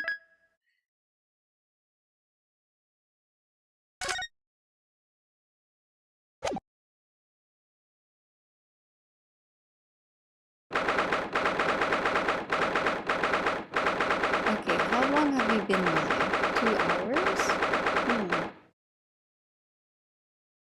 Let's continue. I want to know what happens in the end, and I kind of want to try to solve each trial maybe 2 to 3 streams only so that we don't take too long. Hi. Kazuma's rival number 1. November 22, 1:14 p.m. Supreme Court of Judicature. Judicature Courtroom 2. Now MC has to choose between his bond and wife. Actually. Well, I understand you are the judicial assistant to the defense. But why the sudden ingress into my courtroom? Ha! A judicial assistant? And a woman, no less. Oh my god, you did not just say that, Mr. Ouchi. The rules state that females are not permitted into this court of law other than to testify. Well, that is quite true. So in olden times, women could not be lawyers in Japan, and also certain occupations. Like, it was kind of taboo. I think that was pretty common in Asia. And also the West had a period of time where it was like that, right? Yes, I fully understand. I ask only for 5 minutes of time. I have some vital evidence that I must hand over to the defense. You're too late, little girl. This trial has already been concluded. 5 minutes. I will not allow a moment more. But, Your Excellency! I am most grateful. She's cute though. I like her design. Who exactly are you? I'm sorry, there's no time. Please, simply accept this for now. What is it? A report about something. Written in English. It's Jezaille Brett's research. The Englishwamen? After the trial resumed earlier, I hurried back to the university. I went to Dr. Wilson's laboratory in the medical faculty, and borrowed this paper. Oh, yes, that's right. Miss Brett was studying under the professor, wasn't she? So, does this research, whatever it is, have something to do with the case? I'm afraid I don't know. I haven't been able to listen to the proceedings of the trial myself. Oh, no, of course not. Special characteristics of curare. What is that? Curare? Curare and its effects on human subjects. Interesting. Vtuber? What's that? I'm just going to pretend I know that word. I've never heard that word before. Rude. Time's up! The prosecution demands the immediate removal of this female trespasser from the courtroom. There was too little time for me to read it in detail, but I've summarized what I could on a note just inside the cover. If you think it could be valuable, please cast your eye over it. This is wonderful! Thank you! Then it's a new poison, probably. Then that would count as a possibility, right? It started proof now. Yeah. Might be a poisonous plant. I mean, there are a lot of poisonous plants. I literally want to study or undergo like those camp trainings where they teach you what can be eaten and not in the wild. Because oh my god, I feel like I'll just end up poisoning myself by accident. That's what I feel. Goodbye then, and good luck.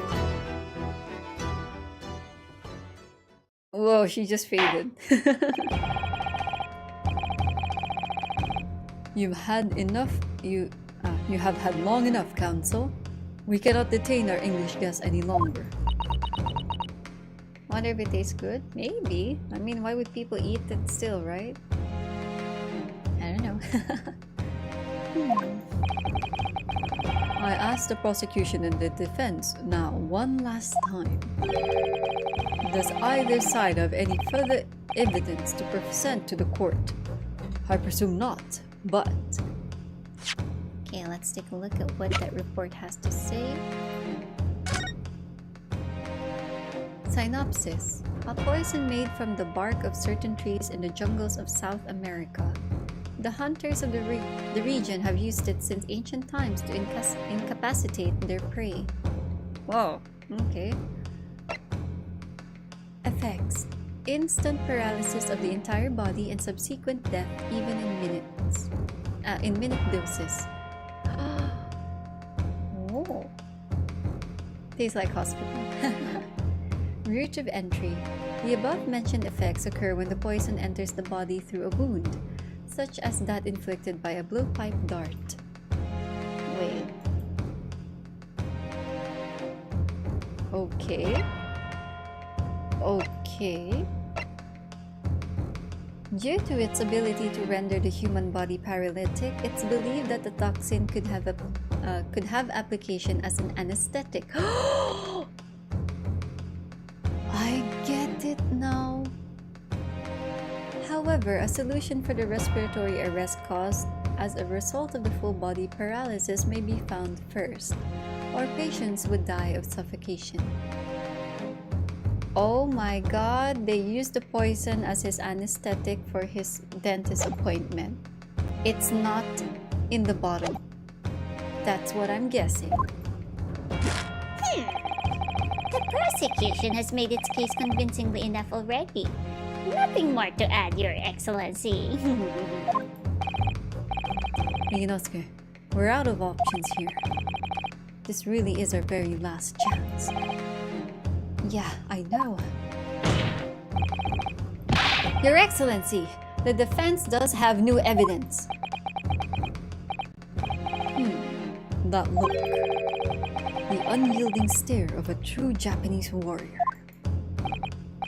Well, Miss Brett? Yes, Your Excellency? If you wouldn't mind, perhaps you could grace us with your presence a little longer. It's a delightful invitation, but I'm afraid it's not so very long until tea time. Forgive me, Miss Brett. It seems I wasn't clear. I realize it was phrased as a question, however, I must ask you to treat that as an order. I've said it many times before, but the Japanese language makes no sense. My apologies, dear lady. Hello, Kylie! Welcome, welcome! How are you? How have you been? Didn't he say that this was our last chance 20 minutes ago? Yeah, kind of, yeah.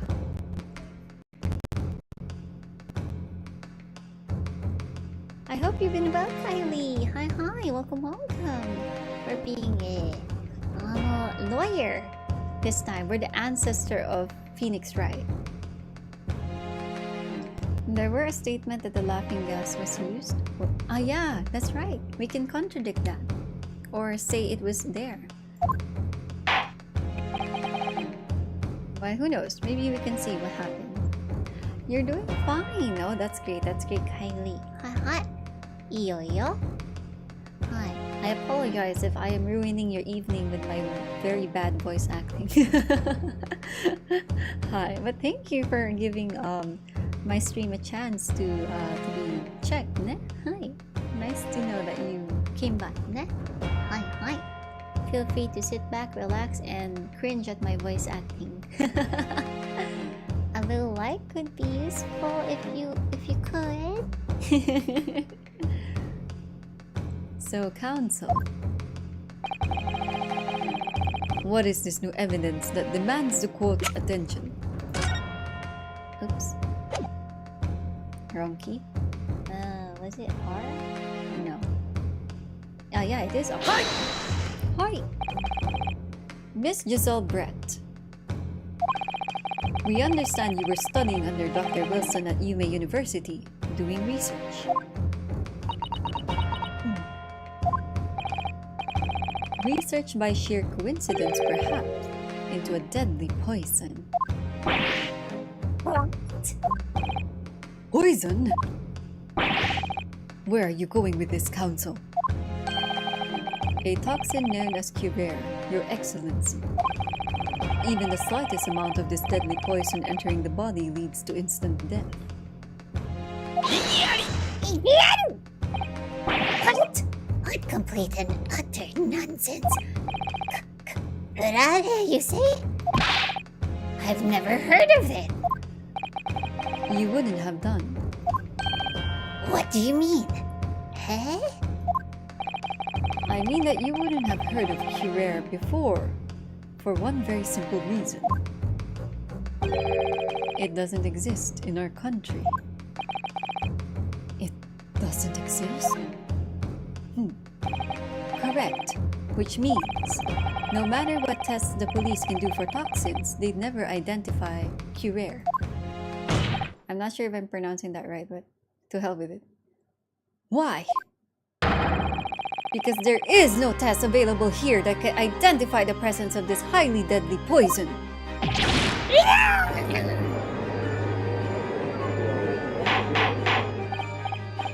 Order! Counsel, does this deadly poison truly exist?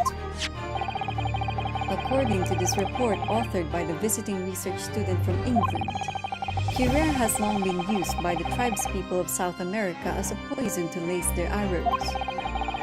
It seems that it's reasonably well known among European doctors and scientists. I believe it is curare-ish. So it's not Cuber, it's curare. Alright. To lace their arrows? The report states that it is produced from the extract of a tree that grows deep in the Amazonian jungle, and it was first brought back to Europe at the turn of the century by explorers. It claims that animals shot by arrows laced with curare suffer instant death. And doesn't that about sum it up, Miss Brett?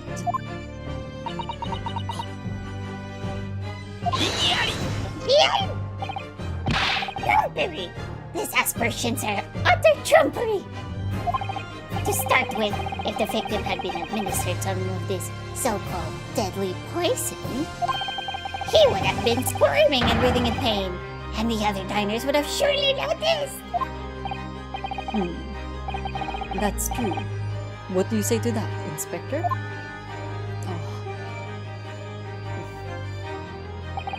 Obviously, I would have noticed a disturbance like that.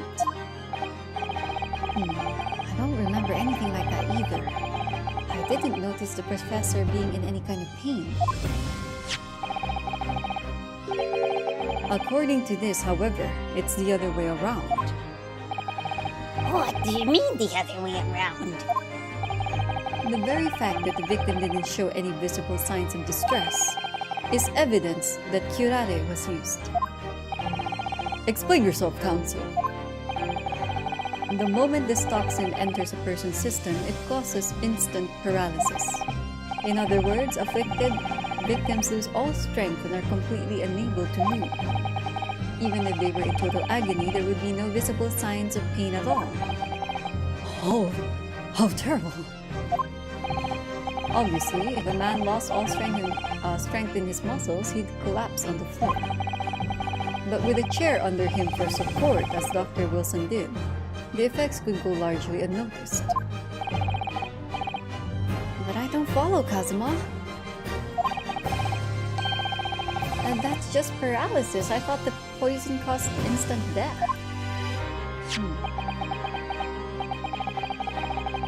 The full explanation is extremely unpleasant. The poison causes immediate paralysis, as I said, leaving the victim unable to move. But after a short time, the paralysis is so severe it causes the muscles that control respiration to fail. Respiration? In other words, the actual cause of death is suffocation. And all the while the victim is conscious and aware, just unable to move. Oh, that's sad. That's hideous. To the observer, it would look almost like the victim was slipping peacefully into an endless sleep. But for the victim himself, his final moments would be a living hell.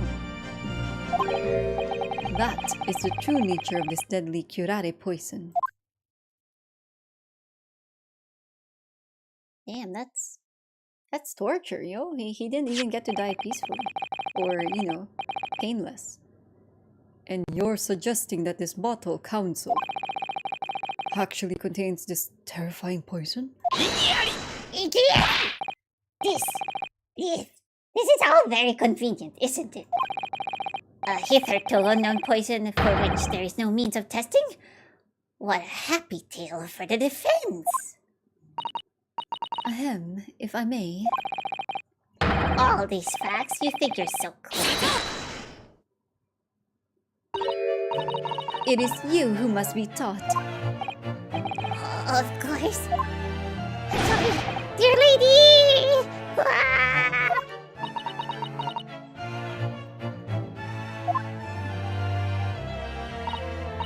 So, this is how you Japanese behave, is it? What? You steal another's honest hard work and then announce the results as if you discovered them? I'm appalled. What a loathsome act. Well, Miss Brett, the feeling is mutual. Whatever do you mean?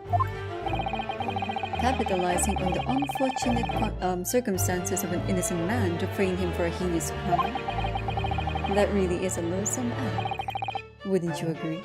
IGIARI! Enough of this! I, for one, refuse to accept it. The idea of some poison that doesn't even exist in the great empire of Japan is breaking the rules. What's so funny? Oh, excuse me, Your Excellency. Yes, Miss Brett. May I borrow that bottle for a moment, please? Well, yes, I don't see, why not?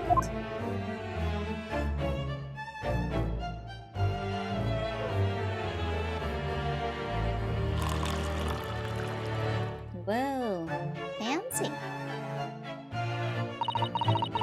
Don't get too big for your boots, you insignificant little island boys. Sorry? To an Englishwoman such as myself, this whole affair is a farcical comedy. Your little police games and these foolish court romantics is laughable, really. But I'm getting bored of it all now. It's time for the games to end. Cheers. Oh, she's actually gonna drink it?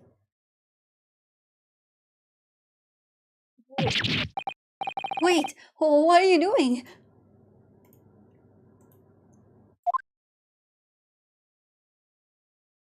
Man, she drank the whole thing. No sparkle left at all. How appropriate for this shabby affair.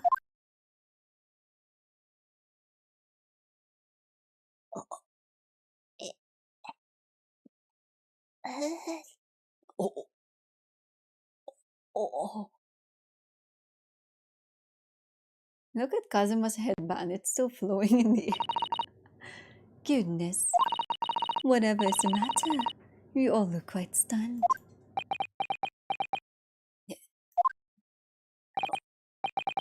So, no curare. The bottle was clean. Is that what you're saying?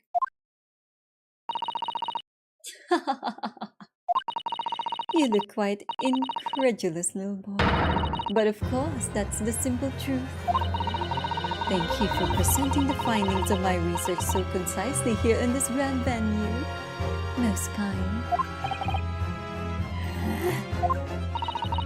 Thank you, waiter. Now then, Your Excellency. Yes, Miss Brett. I should like to be excused now, please. I think I've given more than enough of my time. Yes, dear lady. We are most gratified with all the assistance you have given.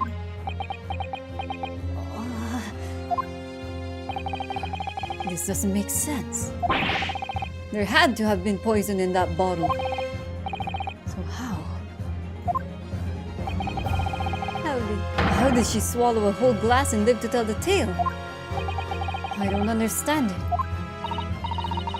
Well, I suppose if nothing else, this little Far Eastern charade will make for interesting conversations at the next party I attend in London. There has to have been poison in that bottle, doesn't there? But there can't have been, because otherwise she would have keeled over dead.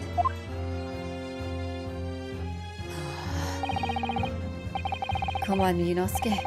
We have all the clues now. That bottle of water. So like I said, we read it's used for anesthesia, right? So I don't think it's in the bottle. Contains no poison. Hello, Trev. Yes, I know, baby. You want to stay outside and watch the world. Yeah, hold on. Okay, we're almost at the end. Okay? Hold on, baby. As I thought, there is no poison in that bottle. What? Why, Ryunosuke? Isn't it obvious? There was poison in there, she'd be dead by now.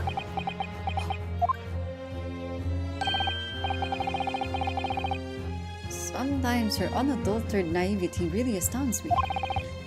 But sometimes it's in need of a good staining until it's as dark as your uniform in the ways of the world. Oh, is that what this color is supposed to represent? Oh, sorry, I pressed that by accident.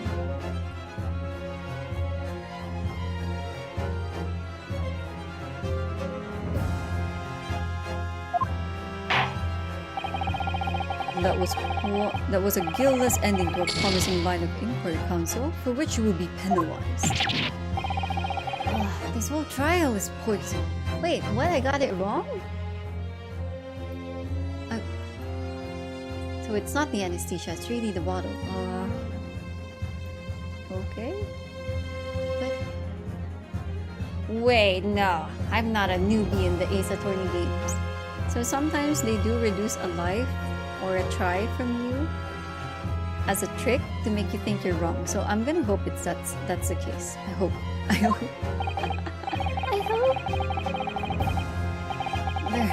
There has to have been poison in that bottle. But there can't have been, because otherwise she would be keeled over dead. Come on now, Ryunosuke. We have all the clues now that... Wait.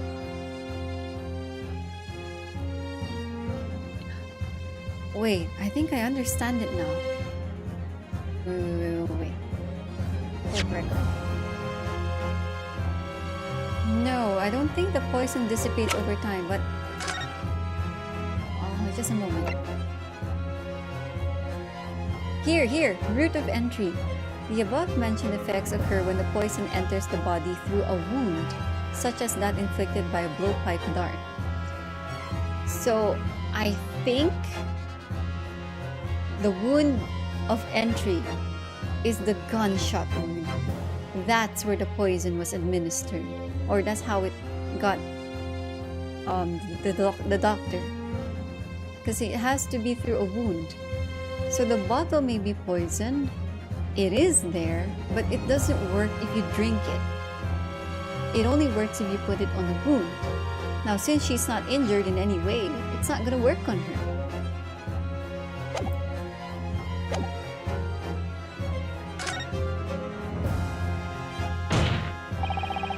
The culprit did put curare poison into Dr. Wilson's carbonated water. The defense refuses to change its position. You're serious? Idiot! Fool, are you blind? There is no possible way that bottle could contain poison. I mean, we just saw Miss Brett drinking the water from it?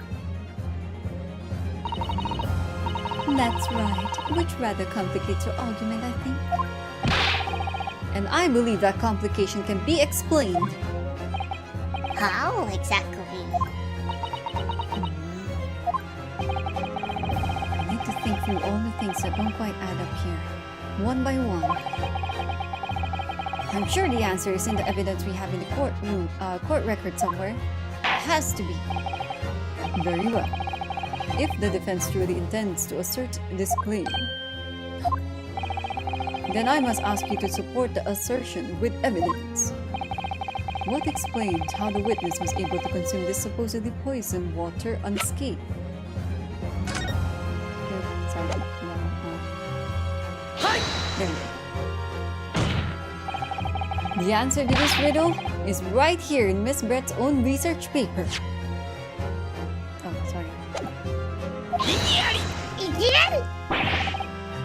That's not the valid explanation. No? After all,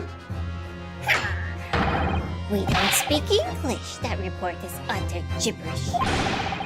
This impudent young scoundrel is trying to ridicule the court, Your Excellency. I'm not trying to ridicule anyone. Honest, I'm just reading Sasato-san's notes.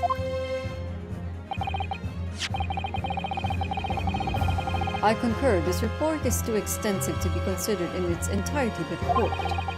You will direct us to the pertinent section, counsel. Which section of the report reveals the alleged answer to this riddle?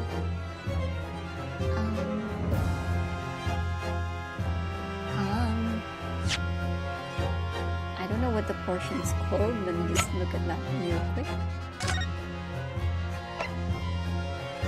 There, special characteristics. Wait, yeah, so it's this one. Special characteristics.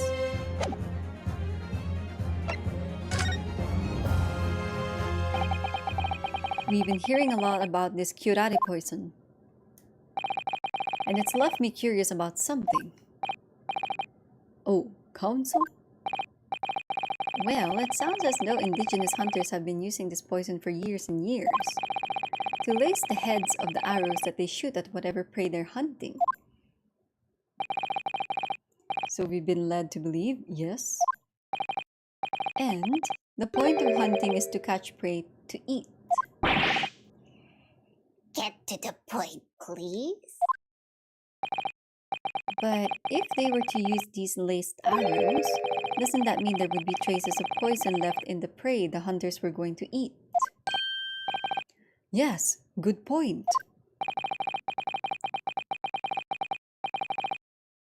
So surely the hunters wouldn't want to eat their prey, would they? Because then they'd be eating poison. Good gracious, counsel! No, that would be madness! But I actually found the answer to that conundrum in this research paper here. Under special characteristics, it says this. The poison starts to work after entering the body through a wound. Through a wound, you say? I see. That makes sense. Yes, the mention of that particular detail seemed a little strange to me, though. But it all makes sense when you interpret what's written like this. When curare enters the body through an open wound, it has terrifying poisonous effects. However, when it enters the body via the mouth, it has no poisonous effects whatsoever. What? Miss Brett, you authored this research. You knew curare's special characteristics. You knew that you could make a spectacle of drinking that water without any danger to yourself. You meddling little... Oh my god.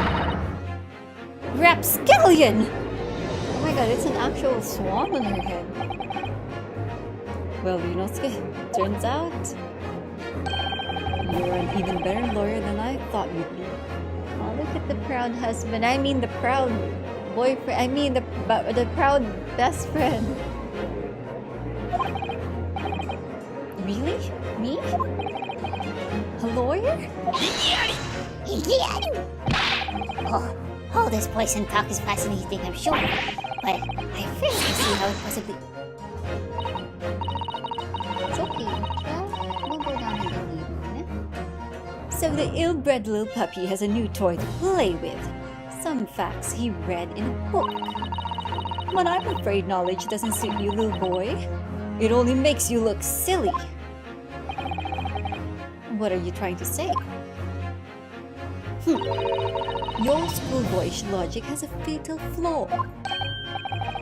Schoolboyish? Flaw? As even your brain has managed to deduce, curare is safe to ingest. It seems likely that its effects are neutralized by the acidic nature of the gastric succus. Oh, yes, well, of course. Gastric suckers, what are they? So, if this lethal poison is completely harmless when drunk, the professor wouldn't have died when he swallowed it, wouldn't he? Oh. That's right! Good gracious! That's basic science. Science that even a schoolboy should be able to understand, no? Like I said, it's the gunshot wound, guys. It's a gunshot with apricots. Yeah. Order in the court. Order. I'd like one cheeseburger, please. The logic holds. If the lady and the professor drank the same poison, they would be affected in the same way. Are you trying to suggest? Yes, this curare poison is completely irrelevant to the case on trial. That's right. Surely even a little cockroach like you could understand something as simple as that. Oh my, that's so cruel. Well, her true colors are coming through, man. What is this welling up inside me? I've never felt like this before. It's a sort of conviction to break down all the discrepancies. It's so intense, almost rage-like. And more than anything else, it's an animalistic desire to take down my prey. He finally said it. He finally said it. I don't think so, Miss Jezaille, Brett. How dare you use that tone with me? You know very well that there is no fatal flaw here. You know exactly why, even though both of you and the victim swallowed the same poison, you are alive. But Dr. Wilson is dead.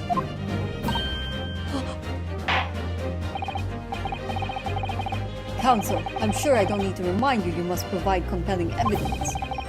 As we now know that this poison is completely harmless when ingested, why would Dr. Wilson alone have been killed by the curare? Okay, I guess this is the one.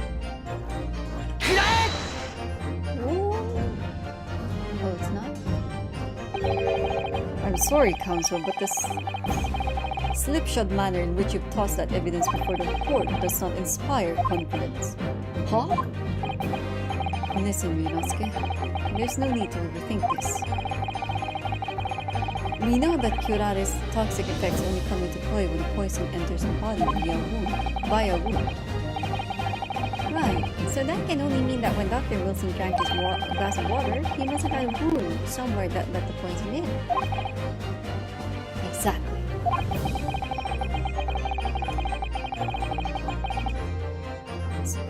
Oh! Oh my god, it's not the gunshot! It was the dentist appointment! He had an extraction! A tooth extraction! That's where the poison went in! Ah! Counsel, I'm sure. Okay, he's just repeating the same words. Why would Dr. Winston have been killed by the Kyurare? Is it this one? No. Yeah, I think it's this one. What do you mean? This.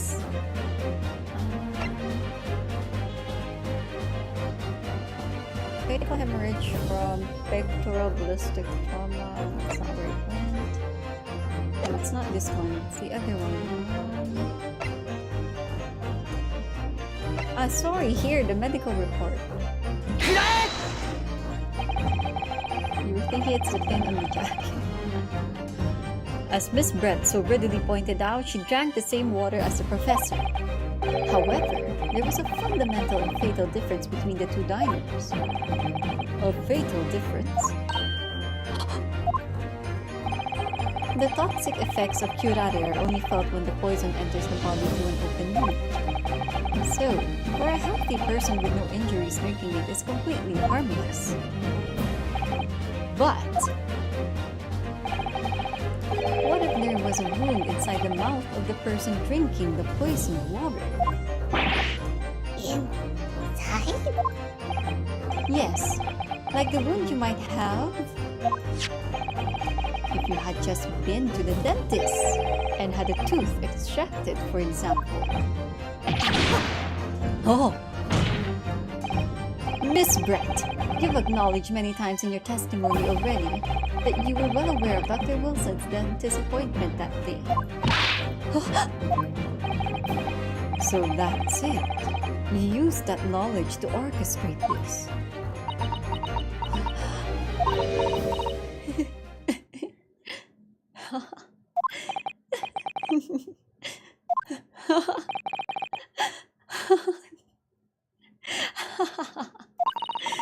I don't like to repeat myself, but honestly, I can't resist. These childish courtroom games and your half-baked arguments are so puerile. What do you mean? Don't worry, little schoolboy. You'll find out soon enough.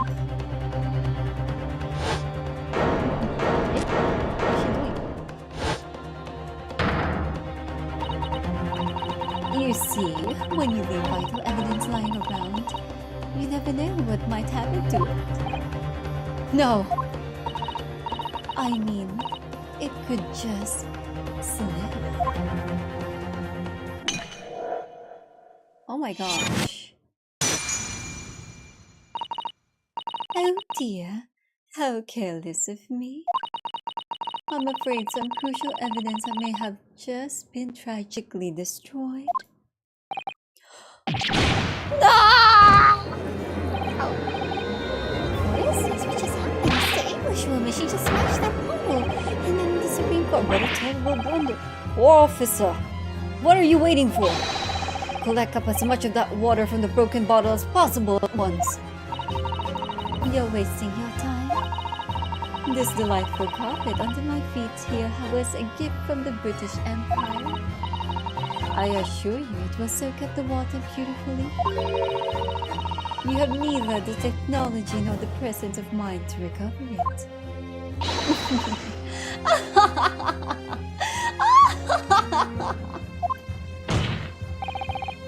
How could you? You You won't get away with this!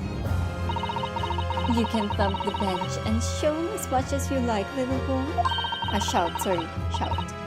Shout as much as you want, little boy. But I'm afraid we'll never know now, will we? There really was poison in the bottle or not? You...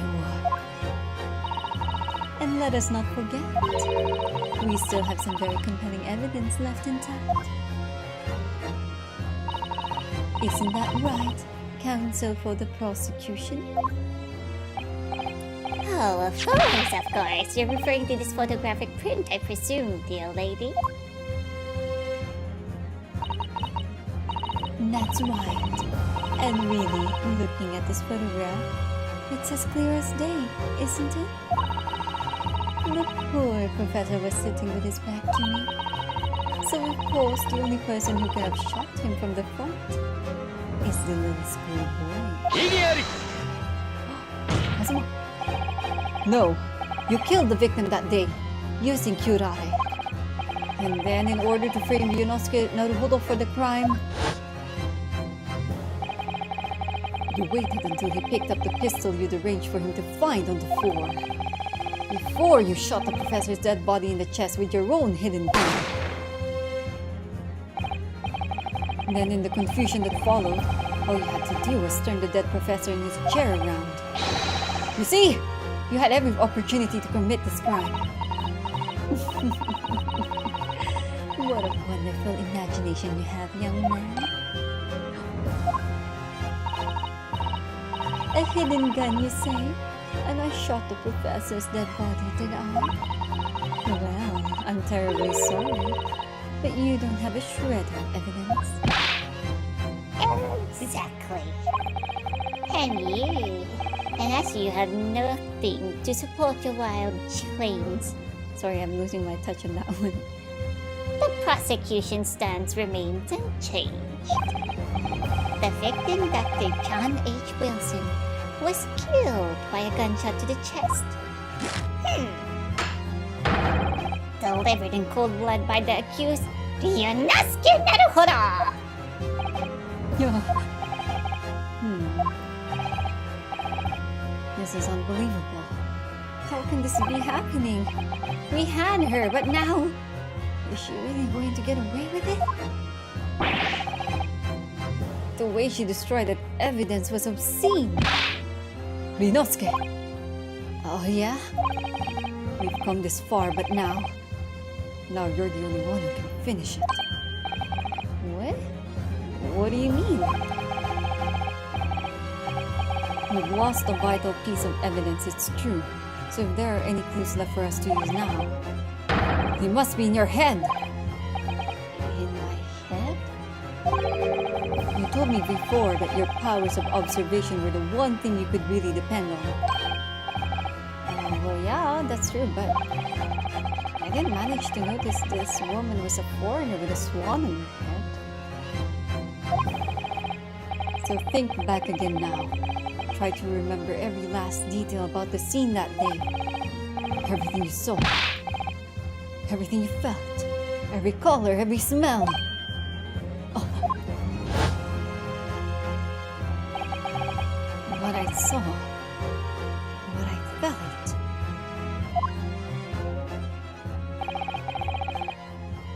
Every color.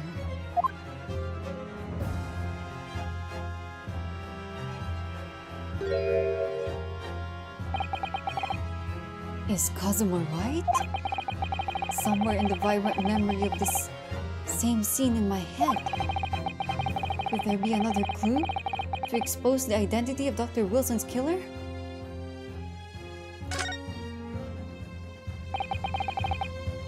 Actually, Kazuma. I think I might have something. Thinking back over everything I saw, I think I might have uncovered another clue. You always have something up your sleeve, don't you? Yunosuke. Come on then! Let's wipe that smug smile off that Englishwoman's face with some evidence. Alright, I can't wait! been niggling me for a while that something feels amiss in my memories that day. Whatever it is could be the key to arriving at the truth about all this. It's here somewhere. The clue that shows who Dr. Wilson's killer must have been. Okay, I'm guessing it's the blood. This is really my guess. I have no idea else what it could be. I don't think it's the fork, nor the glass or anything else. Alright. Inspector Hosonaga, answer me this. Oh, yes, what is it? Oh, he's still miles away. Probably thinking about that bottle being smashed. As you've said a number of times now, you strive for perfection in your investigations, don't you? Absolutely. I wonder, therefore, if perhaps you took anything else from the scene of the crime. For instance, the plate of the steak that you took to the victim's table that day. IGIARI! Wait a minute. Where are you going with this, little boy? It's just a memory that's been troubling me. What memory? I saw the scene shown in this photographic print with my own eyes that day. And I saw that on the wooden base of the plate that the steak was served on was a spattering of blood. What? Oh, really? And what of it? Obviously, that must have happened when you shot the professor. No, that can't be the case. Oh. Take a good look at the photograph and the relative position of everything here. Oh, or everything there, sorry. The plate of steak is almost directly behind the victim. If I'm supposed to have shot Dr. Wilson in the chest from the front... Oops, sorry. There's no way that blood from the victim could have ended up directly behind him. Yes. For blood to have made it onto the plate, it implies the plate was between the victim and the shooter. Which means the shooter must have been sitting opposite the professor as you were. Jezaille Brett! I beg your pardon? IGIARI! This is beyond ridiculous. Fabricated nonsense. Is the court seriously expected to believe something the accused has apparently just remembered seeing?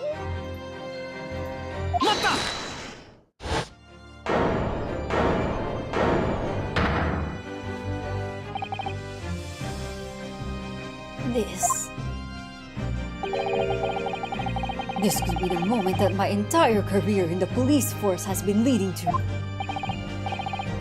Inspector? You mean... Yes. I took the plate. In the interest of preserving evidence from the scene of the crime. I took it, meat and all, and I don't care if they call me a crime scene thief because of it. You did what?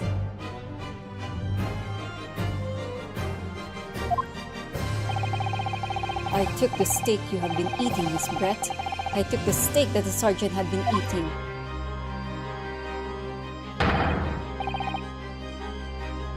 And I did it all in the name of justice. Man, this guy is dedicated. But we can find out for sure whether or not there's a blood stain on Miss Brett's plate. We must examine it now. Don't tell me she's going to also like drop it or something. Inspector, the court wishes to examine the plate from the victim's table immediately. Yeah, actually that's an also weird thing. This is 3 days ago, so that means he kept that with him. That's... I don't know what to say, honestly. I feel like that's... Ugh. Sorry for the delay. Here is what you ordered. The steak. Well, what about the blood? Is there blood on it? Of course there isn't. Quickly, Inspector. The blood, man. Show the court. Of course. Examine the plate at your leisure. Eh? No blood? No blood anywhere. But no, that's impossible! I know I saw it. I'm sure of it. It was right there on the table behind the professor. There was blood on the side of the plate. Oh, this is... What could be the reason?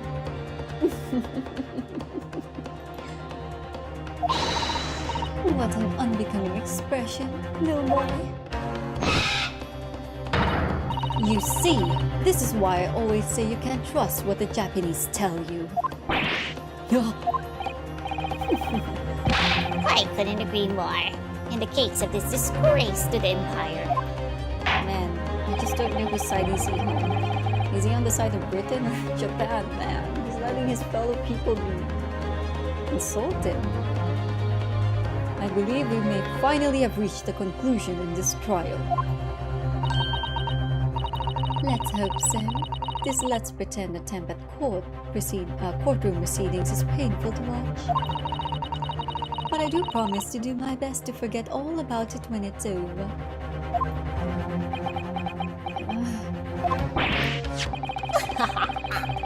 This sorry-looking stick reveals the facts all too clearly. If the sorry-looking accused wishes to examine them again, be my guest. I'm going to examine a 3-day-old steak. Did the inspector get hungry on the way back? No. Was the plate I saw, or thought I saw, just a figment of my imagination? This is it.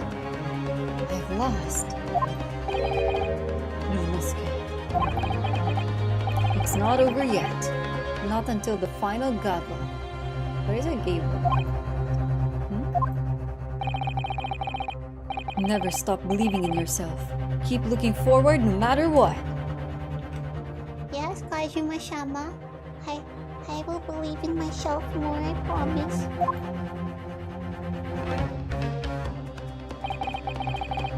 Believe in myself? Really?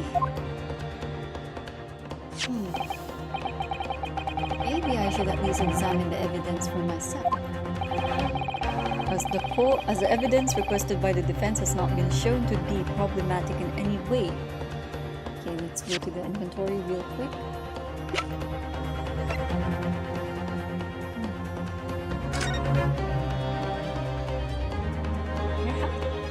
Wait.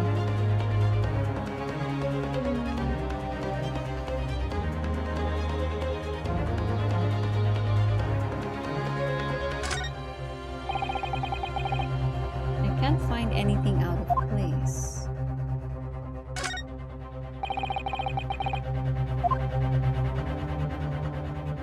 Something's not right.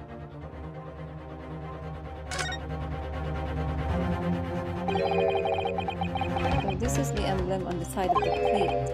Is it a cat? It's a cow, obviously. Most likely because the restaurant's signature dish is beef steak. It seems a lot of different restaurants have their own unique tableware. So this is the symbol of La Carnival, is it? Okay, so that's one proof, I guess. Nothing out of place.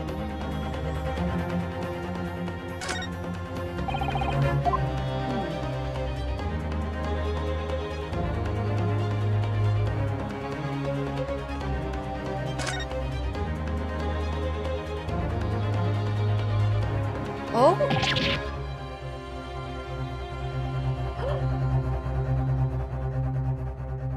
It's the coin of the antique seller.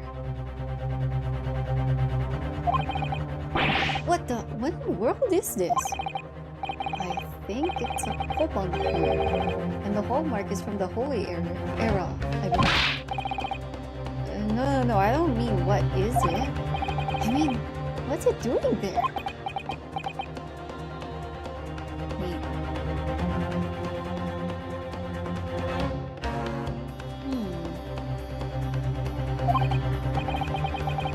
Wait, did you say it was a Hoei coupon? Yeah, and apart from the meat juices, it looks to be in good condition. I imagine it's very valuable. This isn't the first time today that there's been a talk of Hoei coupon. I've heard of pearls before swine, but I've never heard of bullion and bullion. And I don't think you ever will again. This is extraordinary though. This means...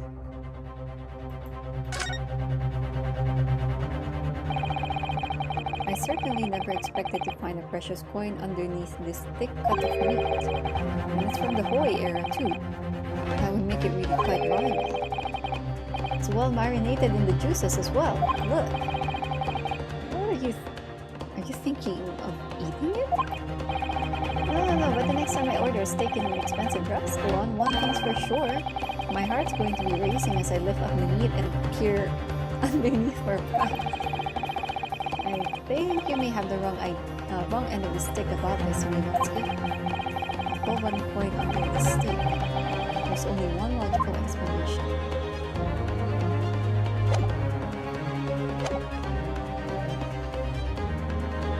Okay, so the antique seller guy, he was talking about how he lost his coin and was looking for it on the floor, right? But that's the only detail I remember about it. So what about it? I presume the further examination of evidence in this trial will be unnecessary.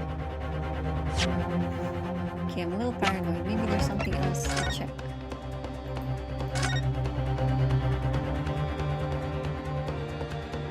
Can we take out the coin? Let's just skip this part. It says dialogue. I should turn on the skip button next time. There's a skip button for the text if you've read it before. So I should have turned it on. It's currently on. You might be hearing my mouse click.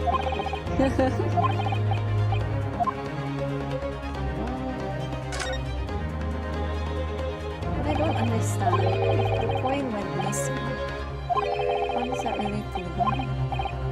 Unless you're trying to prove that this is not the plate of our accused and victim. Because that would mean this might be either the sergeant's or the old man's, right? Unless the girl really stole it? But for what reason though?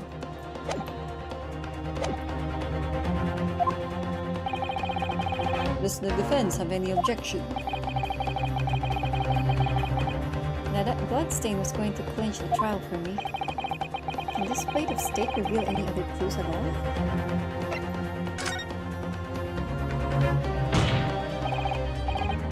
Your Excellency, please wait! This plate of beef is hiding another clue! Another clue that will reveal the shocking truth! The only thing that's shocking here is your unhealthy fascination with beefsteak. Your Excellency, I think I've made myself clear, haven't I? I will not be able to turn a blind eye to any more unnecessary procrastination in this trial. I'm sorry, Miss Brett, but we must ensure a thorough examination of the evidence. At least the judge stands her ground. I will not give a ruling until I'm completely satisfied that all reasonable doubt has been dispelled. I see. A newly affirmed ally of my country. That's still your position, isn't it? Thank you, Your Excellency. Counsel for the defense, you will now clearly show the court to what you are alluding.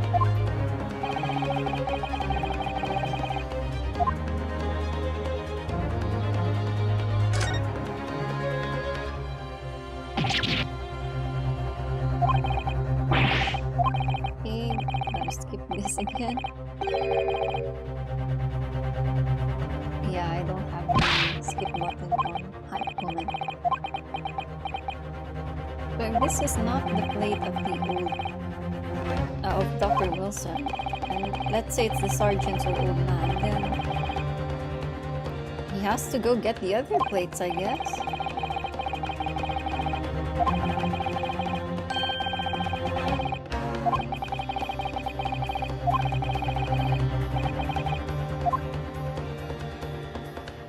Can I just present? Yeah, I can.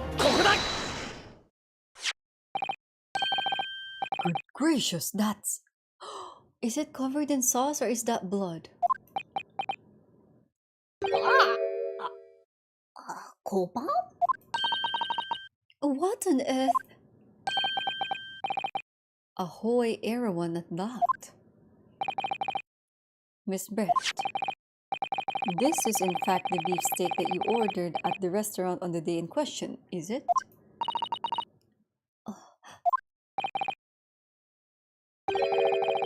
Tell me, why is there an old coin seemingly hidden underneath the meat? What a ridiculous question! How should I know? I've never seen that thing before in my life. I don't know what this is, but I want to know part of it. It's covered in sauce. I fail to see how this is relevant. A coin under the meat? That could simply have been a careless mistake by the chef in a moment of distraction. IGIARI! Don't be absurd. We're supposed to believe that this happened by accident in the kitchen. A rare Hoei Koban just happened to be hidden underneath that piece of steak. If this turns out to be irrelevant to the case, I'll rip my ticket to Great Britain right now. He's right. It can't be a coincidence. Your Excellency! Yes, Counsel? A rare Hoei Koban just happens to be hidden underneath that piece of steak. If this turns out to be irrelevant to the case, I'll give up my lawyer job right now! By all means, don't let us stop you. No one's invited you anyway. I like their bitter banter stuff. Perhaps, little boy, you should realize that this is you who is irrelevant. Even though I'm the one in trial here? The point is, it's essential that we ask the owner of this coin if he can explain what it's doing under that steak. The owner? Yes, it's obvious. There's only one person it can belong to. The owner of the koban that was found underneath the beefsteak is... Kyuryo Korekuda.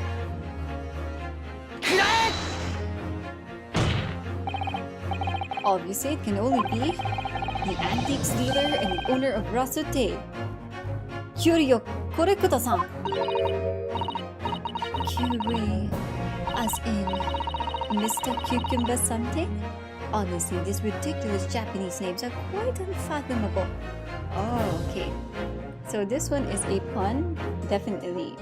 So just to give you a background, my dear apricots, Kyuri is the Japanese word for cucumber. So the name of the antique seller guy, it sounds like cucumber at the first part, cutie, from his name Curio. So they took it as a pun. Phoenix Wright games or the Ace Attorney games are always filled with puns. Ah yes, the old man who testified earlier alongside the military sergeant, correct? Yes, Your Excellency. I remember him saying he was up to something with his koban coin when it happened. At exactly the moment the gun was fired. Oh, gunshot interested me not. I was far too busy on the floor. Too busy on the floor? Sorry, what were you doing? Hunting for treasure. Oh, indeed! The Hoei Koban, my pride Nice going.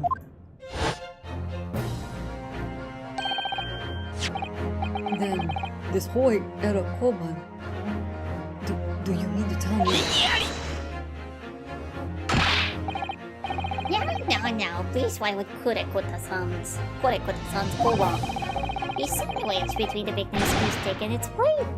It makes no sense. Which is why I'm asking to bring Korekota-san back to the witness stand so we can ask him. Officer! Bring both witnesses that testified earlier back in here. Without a moment's delay.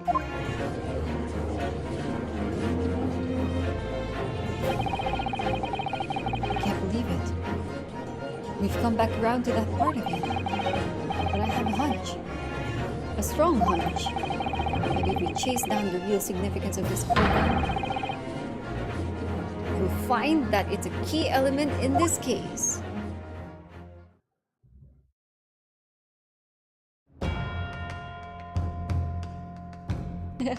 There's the sergeant and his baby.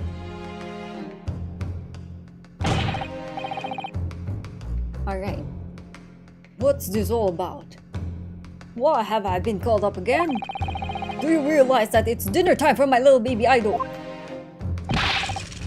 my son's belly is completely empty, he's fiercer than a pack of wolves. Oh, exploited by the police, we were like miserable dogs forced to bear false witness. And when cast from this courtroom myself, I became a ruined man in a trice. A worthless, withered antique. Nothing more have I to say. The sun has set on this rusty shop owner's experience. Be that as it may, Korekota-san, something has come to light that requires your clarification. As far as your rusty memory serves. Yes, that's it. The one, the very one, the very exact one that it is. You are resplendent, splendiferous. Oh, a treasure that my rusty bones managed to misplace that fateful day. It can't be. As I thought. Young man. I said, Young man. Enlighten this decrepit old fool. Put me out of my misery. Where was my treasure? Where was it dropped? I'm not sure if it was dropped anywhere. We found your coin sandwiched between a beefsteak and its plate, soaking in the seasoned beef juices. Sandwiched? Soaking? Oh, seriously? I can't do my old voice from last time. Comment. Did he just stab the sergeant? I think he's been pulling the hair, if you're talking about Idol, the baby of the sergeant. Clearly, it couldn't have fallen there by accident. Which means somebody must have hidden it there on purpose. Somebody concealed my holy treasure between a slab of meat and a metal plate? Who would do such a thing? Such an unconscionable thing? Nobody knows.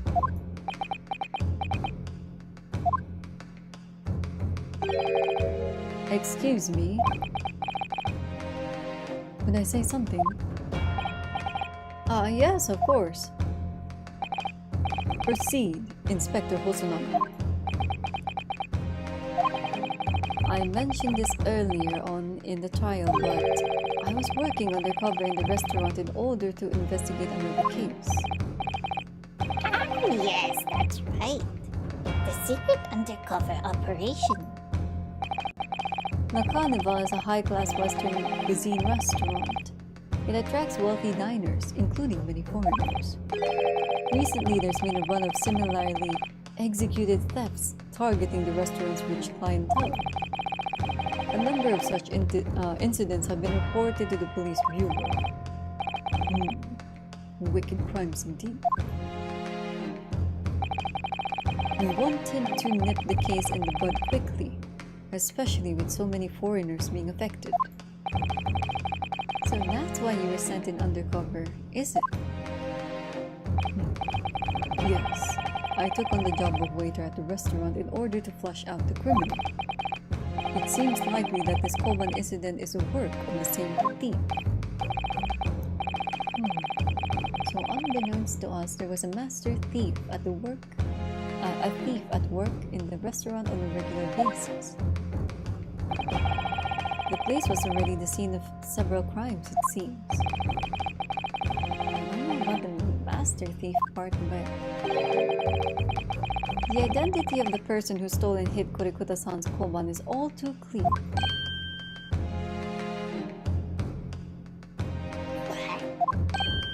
Oh? I think the court would like to hear the defense view on this matter. Alright. So yeah, I also think it is the sergeant because they were talking and they were seated at the same table. So the only one I can think of who also could have a motive, by the way, would be the sergeant. He needs money to feed his baby idol. Right? Could be. Alright. Also, awkwardly enough, I'll have to end the stream here. My voice is starting to strain and I am quite sleepy. It is currently 12 midnight here in my area, so I'm kind of falling asleep, not gonna lie. So I'm so sorry, I'll have to end the stream in a cliffhanger. So on our next stream here on YouTube, we'll continue the game, which is on Sunday, 9 p.m. GMT plus 8. Yeah, I'm getting sleepy, not gonna lie, my eyes are closing. So yeah, we'll continue on Sunday, 9 p.m. GMT plus 8. I'll try to make a thumbnail within tomorrow. And then in Twitch, I'm there every Wednesday at 9 p.m. GMT plus 8. We are currently playing the Wolf Among Us. So it's a detective game. Hi. Cliffhanger, yes! Well, at least it's a motivation, right? So yeah, we'll continue this on Sunday here on YouTube, same time. But feel free to also give me support over in Twitch if you would like.